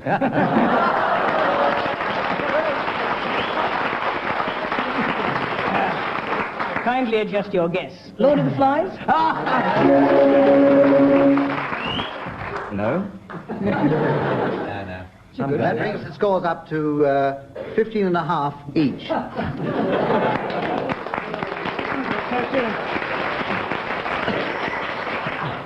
I don't know why you clapped. It's out of a possible 75. Right. Now, we go on to the next round, which stars Dave Lee at the piano, and About Time too. In this round, Dave Lee will play a tune, and one of you must start a story relating to the title of that tune. Dave will then, on your instructions, change the tune, and a member of the opposite team will take up the story, but fitting it to the new tune, all of which is no doubt crystal clear. We're going to start with Bill Oddie. Dave Lee, will you introduce the first tune, please? The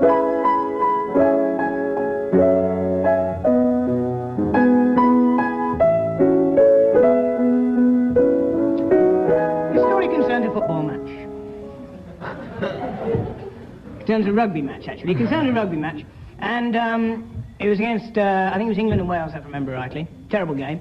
Except there was one try scored. And after the ball was over the post, it bounced and bounced out of the ground. Whereupon it was caught by an old lady, who immediately... Who immediately... An old lady. Really old lady. Could you Who put spell her that teeth again? in and then said...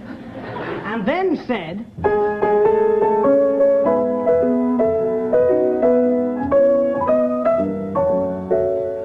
then said, I wouldn't be here now but for successful cardiac surgery in the United States of America. At that moment, a rugby ball hit her on the head, and she exclaimed,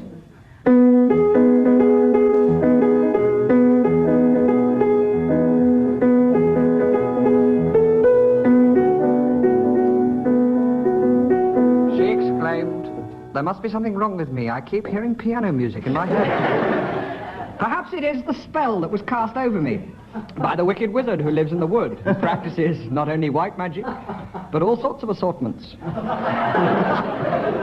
One day, when I was in the wood, I came to this gingerbread house, and outside was a little furry cat with little bells on its head. And the little cat sprang up into the tree and whistled like a bird, and the reason it did this was because...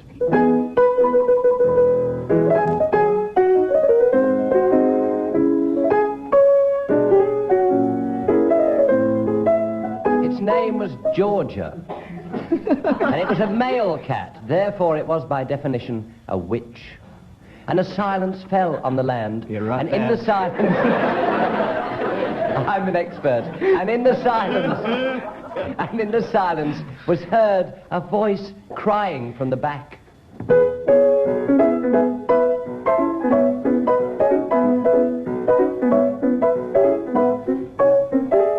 Crying from the back, give me a taxi! He called to the driver of the taxi, who happened to be called Raymond, and therefore had to shout, "Hey, cabby Ray!" Get me a taxi, which he did. Having leapt into the taxi, he drove straight off to Birmingham and went to see... Where else? and went to see Frankie Vaughan at the Alexandra Theatre there. Great. And Frankie Vaughan came onto stage, took one look at the audience and shouted...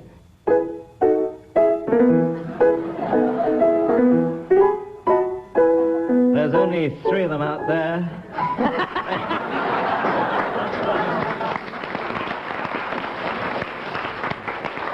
I don't think they can see me. They're as quiet as mice. He hurried back to his dressing room. And there, clapping a hand to his astonished brow, he reeled against the wall, because there on the dressing room floor he saw...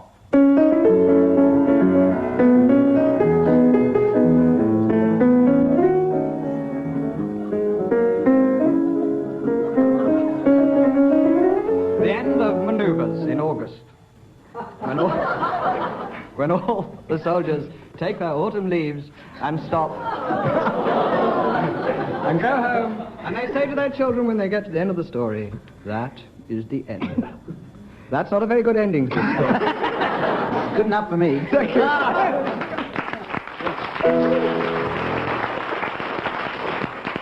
Well, I think for that round we'll ask the audience to decide. If you agree, clap.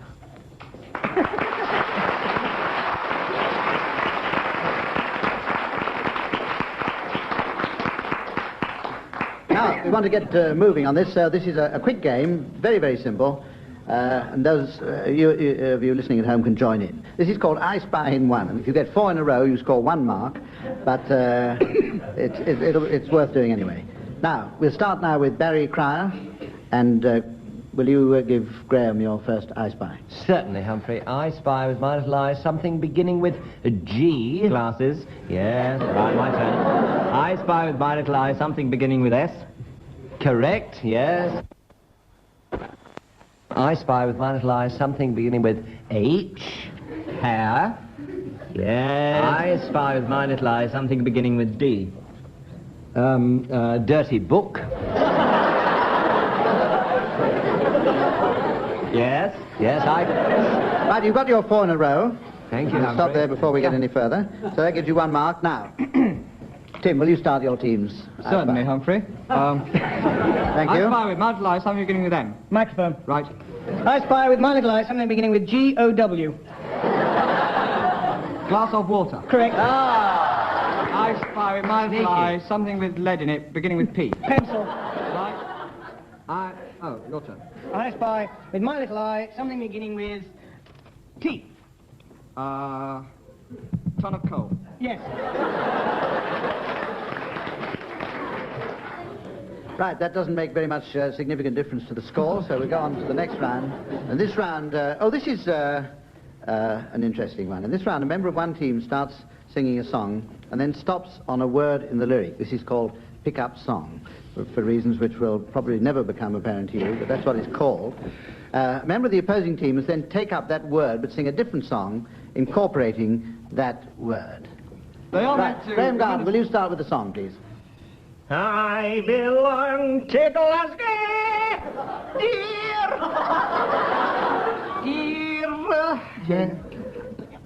Dear Ken John Peel. No. Ken John Peel at the break of day.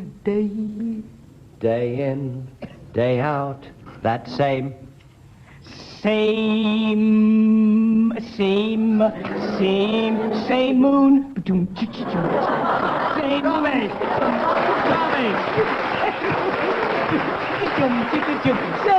chicka-chum. Is there any more to this song?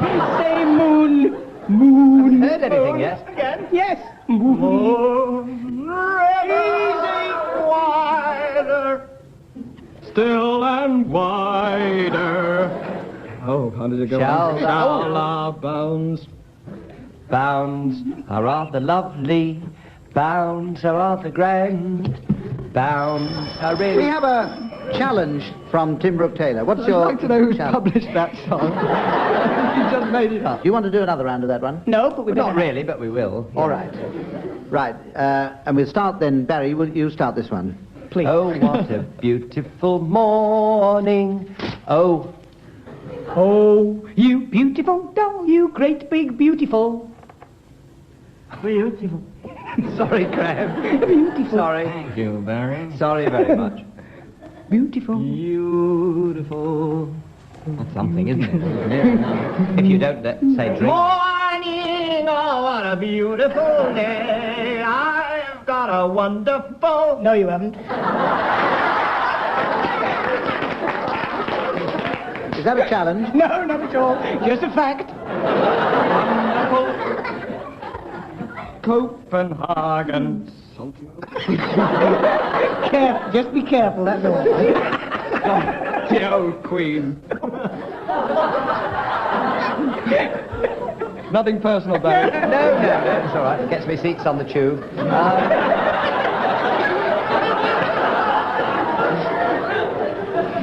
Queen of England, Rose of England, are you published by Second Warburg?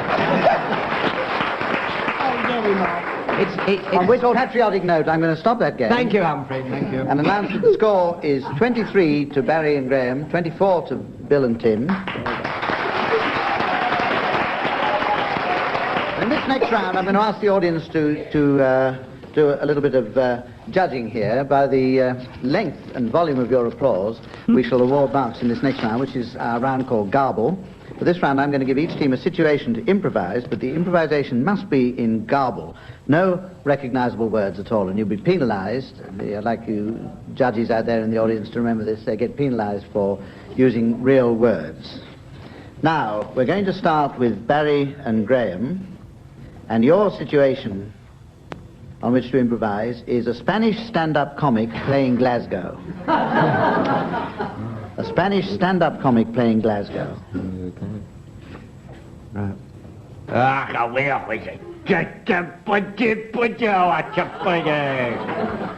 È vero, allora cosa ora?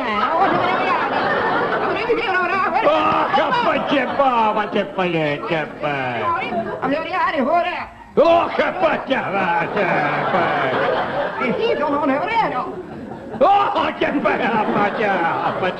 Oh,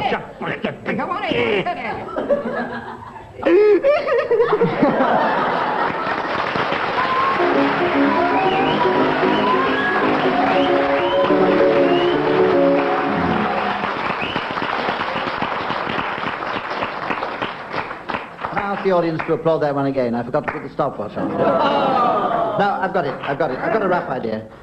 Very rough. Right, now, Bill and Tim. Everything to play for. Your situation is a well-known personality being kidnapped by South American revolutionaries. Or by a South American revolutionary. Make it a bit easier for you. Same. A well-known personality being kidnapped by a South American revolutionary. I ran away now, one thing wrong, and I want to go and get some real warm and fun. And one thing, one way, when she will get one, the big thing that's ever been. Now, when you run in, I was very comfortable, and kind of one of the little things, why? I thought it's really enough. All right?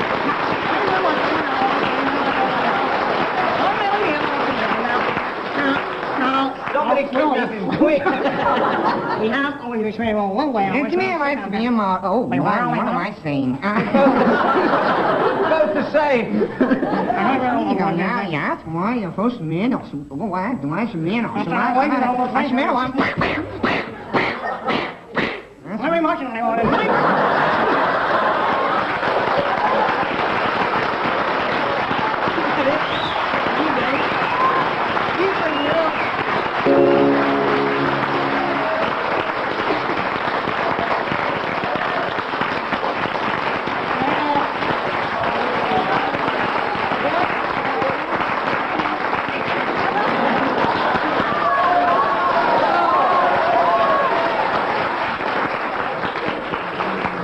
Taking your clothes off. Barry and Graeme obviously won that one. Thank you. So that puts them at 28 and Bill and Tim at 25. We come now to the final round, and this is the point in the programme where I take it easy. In fact, I doubt whether I shall be able to get a word in edgeways after this. So, because the teams are going to give their late arrivals at the North Americans Ball. Late arrivals at the North Americans Ball. Who's going to start? Right, well, the final score, ladies and gentlemen. First of the late arrivals at the North American Ball, Mr. and Mrs. Canyon and their grandparents, Grandpa and Gran Canyon. Also arriving, Mr. and Mrs. Cute Steak and their daughter Barbie. Followed by a rather large party from the deep south. Oh, yes. Whom you'll have to concentrate very hard on. They go on for a long time. Mr. and Mrs. Sippy, Steamboat, and their slaves, Mr. and Mrs. Umminmesser, and their son, Isaac Umminmesser, who habitually calls his master... What does he call him? Massachusetts, but who is in fact called Mr. Tea Party. Why? And should properly be addressed as the Boston Tea Party. And they're all going straight back to the deep. Drag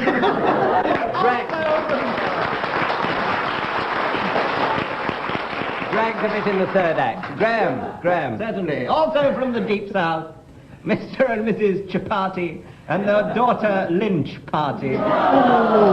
Mr. and Mrs. Cobra and their grandfather and grandmother, their great uncles and aunts, otherwise known affectionately to their friends as a load of old Cobra. Well-known North American family. From the south, old friends of mine and possibly yours. Mr. and Mrs. Wrights and their daughter Sybil Wright. And her friend, Rachel Prejudice. Mr. and Mrs. Tucky Minstrels and their son, Ken. Raising Mark, and looking rapidly down as if I can think of anything else. Mr. and Mrs. in the blues. And their Indian cousin who is sing in the blues. Mr. and Mrs. Woodbowl Symphony Orchestra. And their son, Ollie Woodbowl Symphony Orchestra. Oh, blimey. That puts the score at Graeme and Barry 33, Tim and Bill 34. Mr. and Mrs. Pyre State Building and their daughter Emma. Nice. Mr. and Mrs. Ass Ranger. You speak for yourself. And their son Ted. Bill and Tim win this week with 36 points. And Barry Mr. and Mrs. Barry and Graeme have Zona Desert and their son Harry. 37 points. Sorry. And Barry and Graeme, 34 points. Thank you, Humphrey. That's all for this week. See you next week. Goodbye now.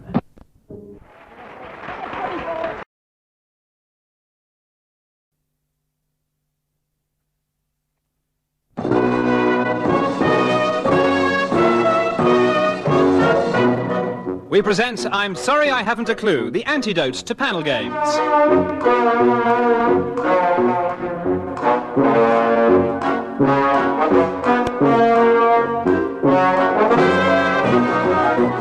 At the piano is Colin Searle and your chairman is Humphrey Lyttelton.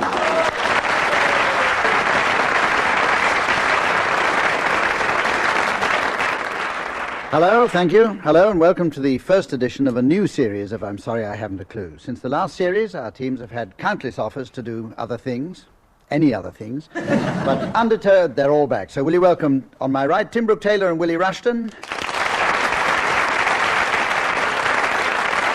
And on my left, Barry Cryer and Graeme Garden.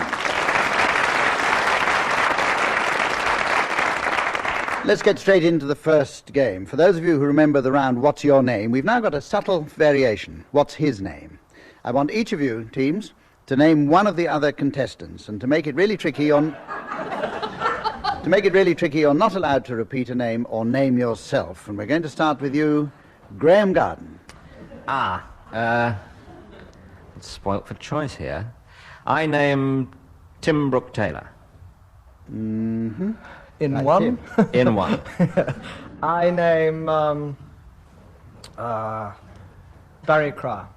In two. Barry? I'm in a cleft stick. It suits you.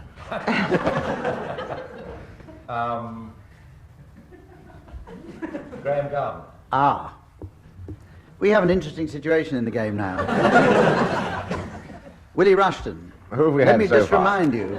I'd like to welcome you all to the cleft stick. Because I'm on the horns of a thing. Well, I think, Willie, Plays the cleft stick. since nobody's named you, Willie, you don't officially exist as far as this game is concerned. Oh, right. As far as this entire episode is concerned, which means that you have to be docked 10 marks. And you've got a lot to catch up with. Yes. Thank you. Right. Now then, this is the point where I give the teams advance warning of the late arrivals that they'll be doing later on in the programme. And this week, I'll be asking them for late arrivals at the Orientals Ball. Late arrivals at the Orientals Ball. That should provide plenty of fun. Right, now, we're going on to the round Good News, Bad News. Someone whom I'm about to nominate will start with some good news, and then the next person will give us the corresponding bad news, and then the next person will give us the good news, and the person after that gives us the... Well, you know, anyway. And it goes on until I press the buzzer. And we're going to start with you now, Barry Cryer, with some good news. Good news. All the trains are running normally. Bad news. All the trains are running normally.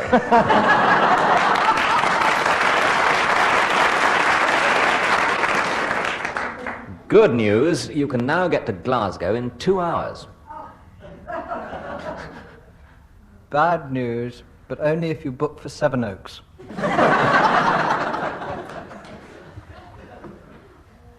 Good news for men with one leg shorter than the other. There are vacancies for waiters on the advanced passenger train.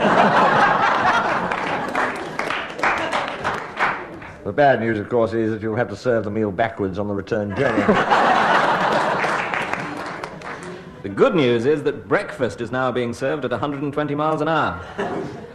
Bad news, in the buffet at St Pancras.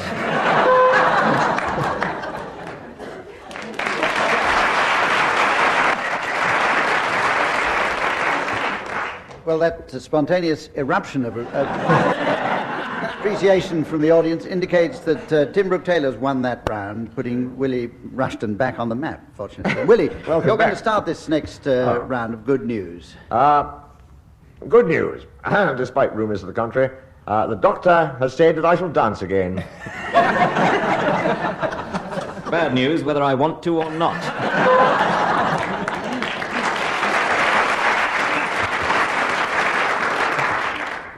OK, Graeme, you got a point there, and will you give us some more good news? Yes, good news. The SDP have elected a new leader. Bad news, it's Tony Benn. Good news, not that Tony Benn. Bad news, it's a misprint for Boney M.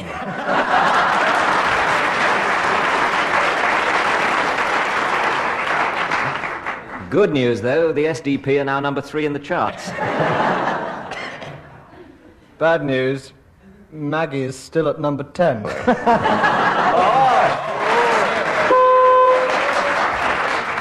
In the charts.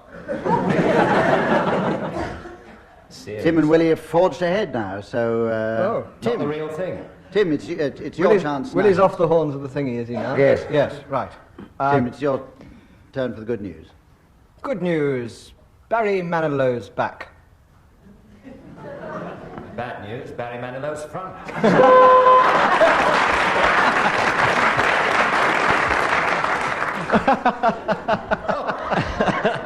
No offence, Barry, and all your million fans. And Barry Cryer wins that round for his team. And we go on now to the sing-along. In this round, each panellist has to sing along with a disc. Once the tune and tempo have been established, the sound of the disc will disappear, and the panellist will be left on his own. After an embarrassing pause, the disc comes back, and the panellist scores points if he's still with it. Even more points if he's no longer with us. We'll start this round with you, Tim. You're going to sing along with Julie Andrews. Oh. In Supercalifragilis, etc. Good luck, Tim. Thank you very much.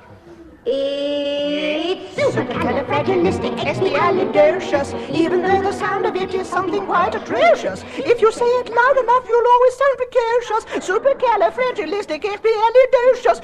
Diddle-diddle-diddle-diddle-diddle-diddle-diddle-diddle-diddle-diddle-diddle-diddle-diddle-diddle, because I was afraid to speak when I was just a lad. Me father gave me nose a tweak and told me I was bad. But then one day and there was the nose. The thing is so bad.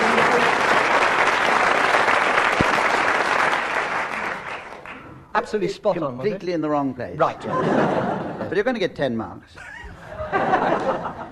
Barry Cryer, you're going to sing along now with Barbara Cartland. Fulfilling one of your Not for the lifelong first time, I ambitions. believe. And the song is How Deep Is the Ocean? Do I love you? I'll tell you no lie. Uncanny, Barry. Sound just like her. How deep is the ocean?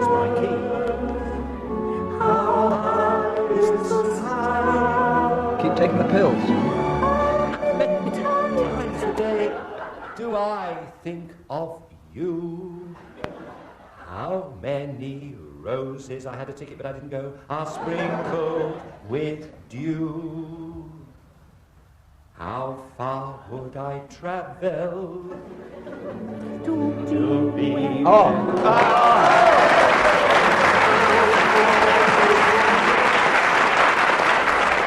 Absolutely brilliant, Barry. That was tremendous. It's unfair. I've seen them singing together in a mud bath. That was Ian Wallace. Oh. 3 marks to you, Barry, and it's your turn, Willie, to sing along now with Max Bygraves. Who else?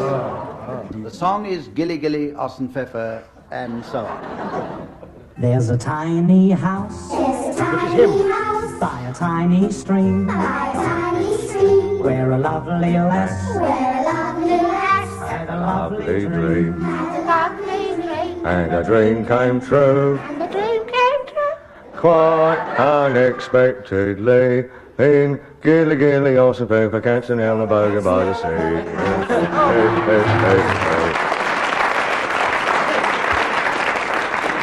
Yeah, you got a little bit ahead of it there, Willie. It was a 78. I can only give you 7. It would be very depressing if he naturally sang the same as McFly, really. It would. In that case, I'll give you 10. Graeme Garden, now, you're going to sing along with Judy Garland in that lovely old song by George Gershwin, Swanee.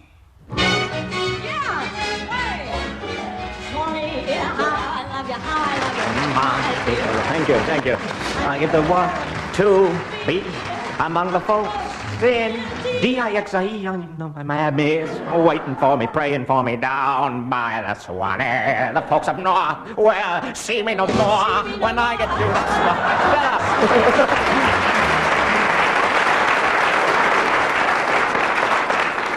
And I'm going to give you, Graeme, 10 marks for being the only one of the 4 to lose it while the music was still going on. Now, we come to Mornington Crescent. As you know, Mornington Crescent is a very old game which has been played by millions. Famous people have played it too, and I don't mean these 4. And recently we were thrilled when Mr. Francis Drummond of Battersea sent us an archive recording of the game being played by Franklin D. Roosevelt, Adolf Hitler, Benito Mussolini, and Winston Churchill, and this was recorded at Nuremberg in 1938. We're going to play part of it now, and we apologize for the poor sound quality. Here it is. Now let me see. Broadway.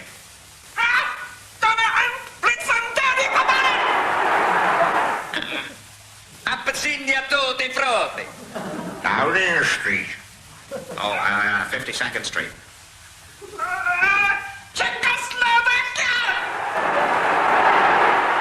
Via Veneto, get your ice cream. Whitehall. Whitehall.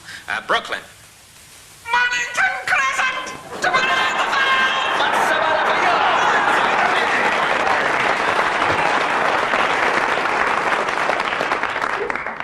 Well, Adolf won that one. I think you found that was pretty interesting. And if any of you listening at home know of any examples of or evidence of Mornington Crescent being played at an earlier date than that, I do wish you'd let us know, because we'd like to include that in the programme. Now we go on to round 6. What's the score? The score, wait a minute, I haven't computed Adolf Hitler's contribution to that. Yes. We go on to round 6. And this is a round called one-handed doll dressing. For this new round, I've given each team a nude doll. Their aim is to dress it as quickly as possible. But, and this is the snag, each team member must only use one hand. The winning team is the first to finish dressing or the last to be arrested. And there's a time limit of 1 minute. So we're going to start teams. Theirs is already inflated. We're going to start now.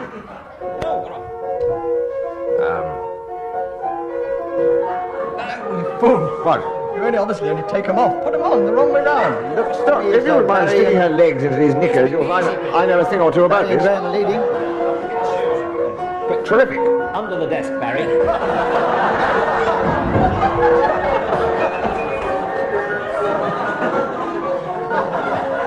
I think Tim can be done for contributory negligence.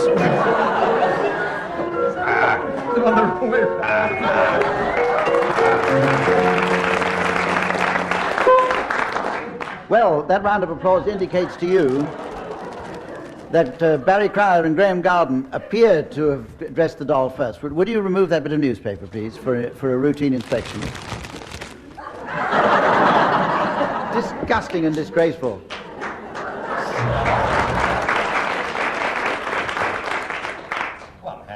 Ours hasn't recovered from a roaring affair with Action Man. Well, I think the audience here... Ours was violated by a Tonka toy. Right, now we have a game that was sent in about 15 years ago by Lynn Anderson of Old Coulsdon in Surrey, who's since married and emigrated to Canada. It's a game called Initials. I'm going to read each team some abbreviations, and they must tell me what they think each stands for. And then I shall read out what they actually do stand for and award marks as to which is the funnier. And we're going to start with Graeme Garden. Graeme, your initials are TFB. TFB stands for Tony Blackburn.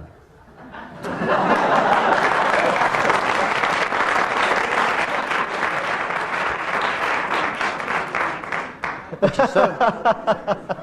Don't pursue it, Hum. I was just going to say that that's so funny, I'm not even going to bother to read out of it.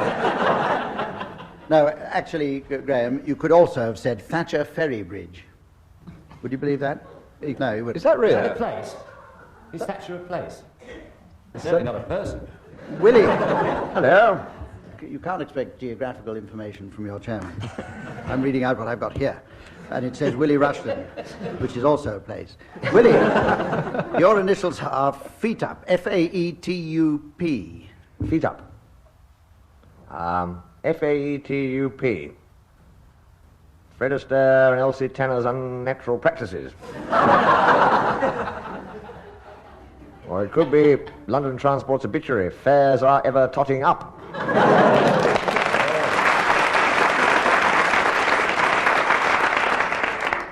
A popular answer, that one, and may score more marks than Fleet Airborne Electronic Training Unit Pacific.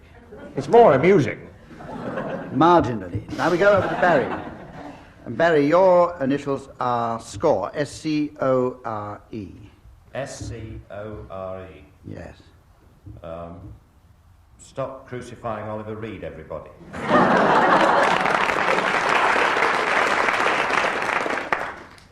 What a rotten society. Should be banned immediately. He's a very nice fellow. I mean, the society. You'd like to know that you could also have said, with equally comical effect, Service Corps of Retired Executives. Oh, very particular. But you didn't, so you don't get them out. Now, Tim, your initials are ASLEF. A-S-L-E-F. Alexis Sale. This is for OTT viewers. Alexis Sale likes enunciating Tony Blackburn. There was a hint of applause there. Only a hint. I suspect that it might be rather more than what will welcome the actual answer, so I won't give it. Graeme Garden, we're going back to you now because you're so far behind that I think it's necessary to give you a chance to pull level with NATO, N-A-T-O. N-A-T-O. Oh, it's a football team. The News at 10 Occasionals.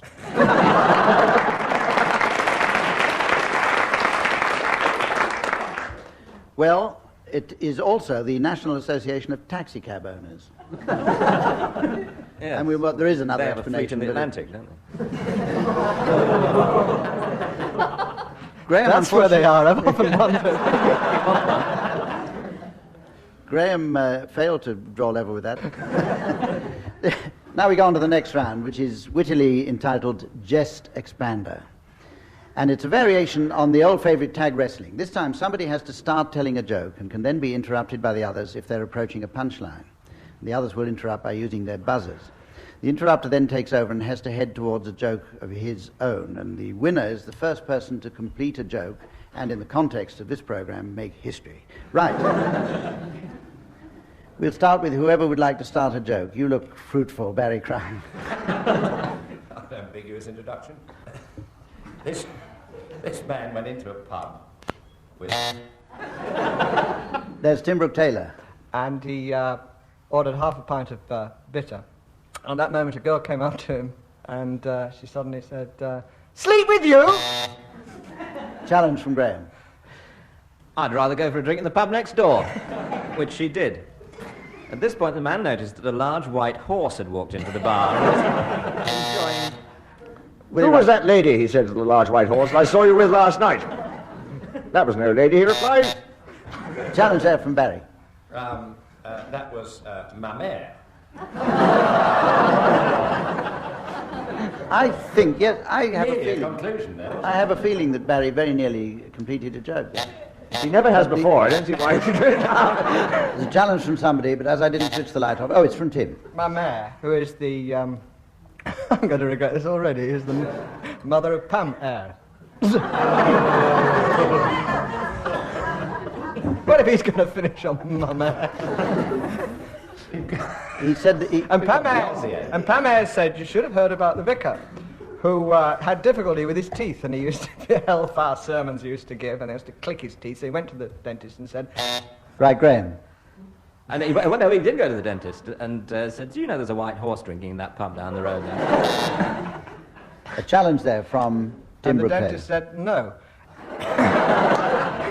What sort of teeth do you want? He said false teeth. So the vicar tried out the teeth, they were made. He came back next Thursday and he tried them in, and he looked in the mirror and he went... A challenge from Barry. I must throw these teeth away immediately and pop down to another joke. Challenge there from somebody. Tim Brooke-Taylor. Can we have a rule in here that somebody just doesn't pop to another joke, as Barry brought in? I think that's slightly... there's a natural flow there, I think. You just leave that to me. Certainly. It'll be all right. OK, now, Tim, let's keep it moving, team. Certainly. Speaking of moving, there was this little boy who had to eat his prunes, and his mother said, you've got to keep it moving. He said, his mother said, you've got to eat your prunes. And he said, no. And she said, well, look, if you don't eat your prunes, God will be very angry with you. So there you go. A challenge from Graeme. And so will your father when he gets back from the pub.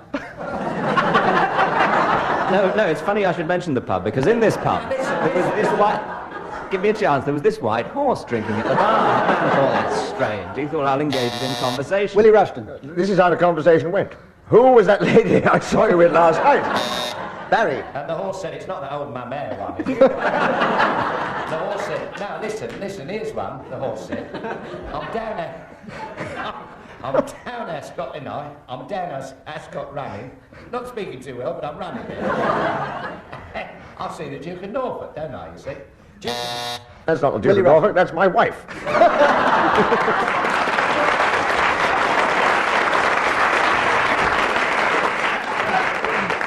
OK, well, without any doubt there, Willie Rushton won that one. And we go on to the late arrivals, and this is where I sit back and enjoy with the rest of you the team's announcements for the late arrivals at the Orientals Ball. Will you welcome, please? First and foremost, get them out of the way quick. Mr. and Mrs. King, and their son P. King, and his sister Nan King. Funny, look, there's Donald looking through the keyhole, known as the Peking duck. Good Lord, there's somebody who's been pushing the boat out. It's old Sam Pan. He really likes to tie one up. We'll have a hangover tomorrow. He'll wake up with a really mousy tongue. There's Samuel I and the Magnificent Seven Dwarves. And his friend Jack Arter. He's a bit of a louse. Party from a horn manufacturers in Hong Kong. I'll stick to my Anglo-Claxon, I think. Oriental graffiti. From Grey Friars. Yabu sucks.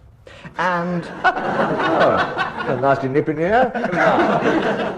Here comes our old favourite Hugh Flung Dung, who is, with him, he has a friend who is dressed as a medieval knight. So we can say there's a man with a chink in his armour. No offence. Who let John Junk in? No. Oh, look, there's Black Olaf Calcutta. Mr. and Mrs. Sugar and their Tom. Mr. and Mrs. Sourpork and their delightful daughter, Sweet Anne Sourpork. Strange enough, an Iranian transvestite. The gay Shah of Persia.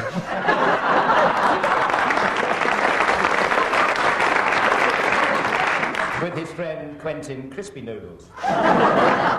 Author of The Naked Collective Farmer. But that's wait a minute, wasn't that a gong bang? Oh, no. It's the Bing family who just dropped in. Their daughter Leon. Very scrutable. And their pig tail. There's the screens. There's Rick Shaw. Of course. Oh, and those awfully nice Sony people.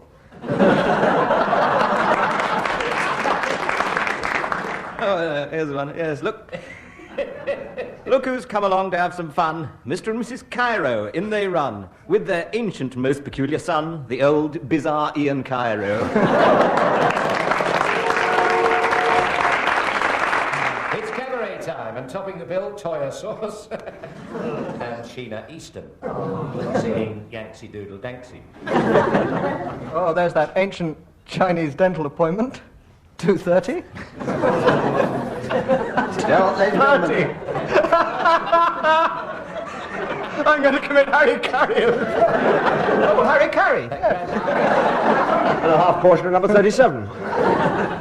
The Irish-Chinese comic, Paddy Fields. Ladies and gentlemen, on the principle, always leave them wanting more.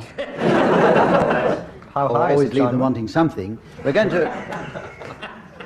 Oh, it's just in reference, in passing. How high is a Chinaman? We always remember that. It's level pegging, Tim. Do you want one more chance to forge ahead? No. Nanking Coal? Oh, no. Marshall. Mona Lisa? That brings us to the end of this week's programme. Join us again next week. Until then, from all of us, goodbye.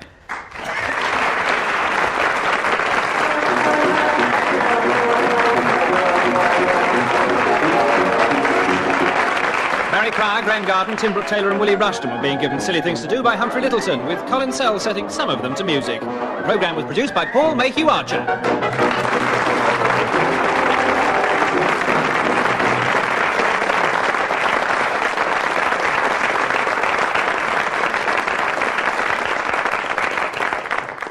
Well, I'm glad to say there'll be more Mayhem and Madness again at the same time next week, as you've just heard. But if you can't wait until next Monday, you can hear another edition of I'm Sorry I Haven't a Clue on Saturday afternoon at 27 minutes past 12.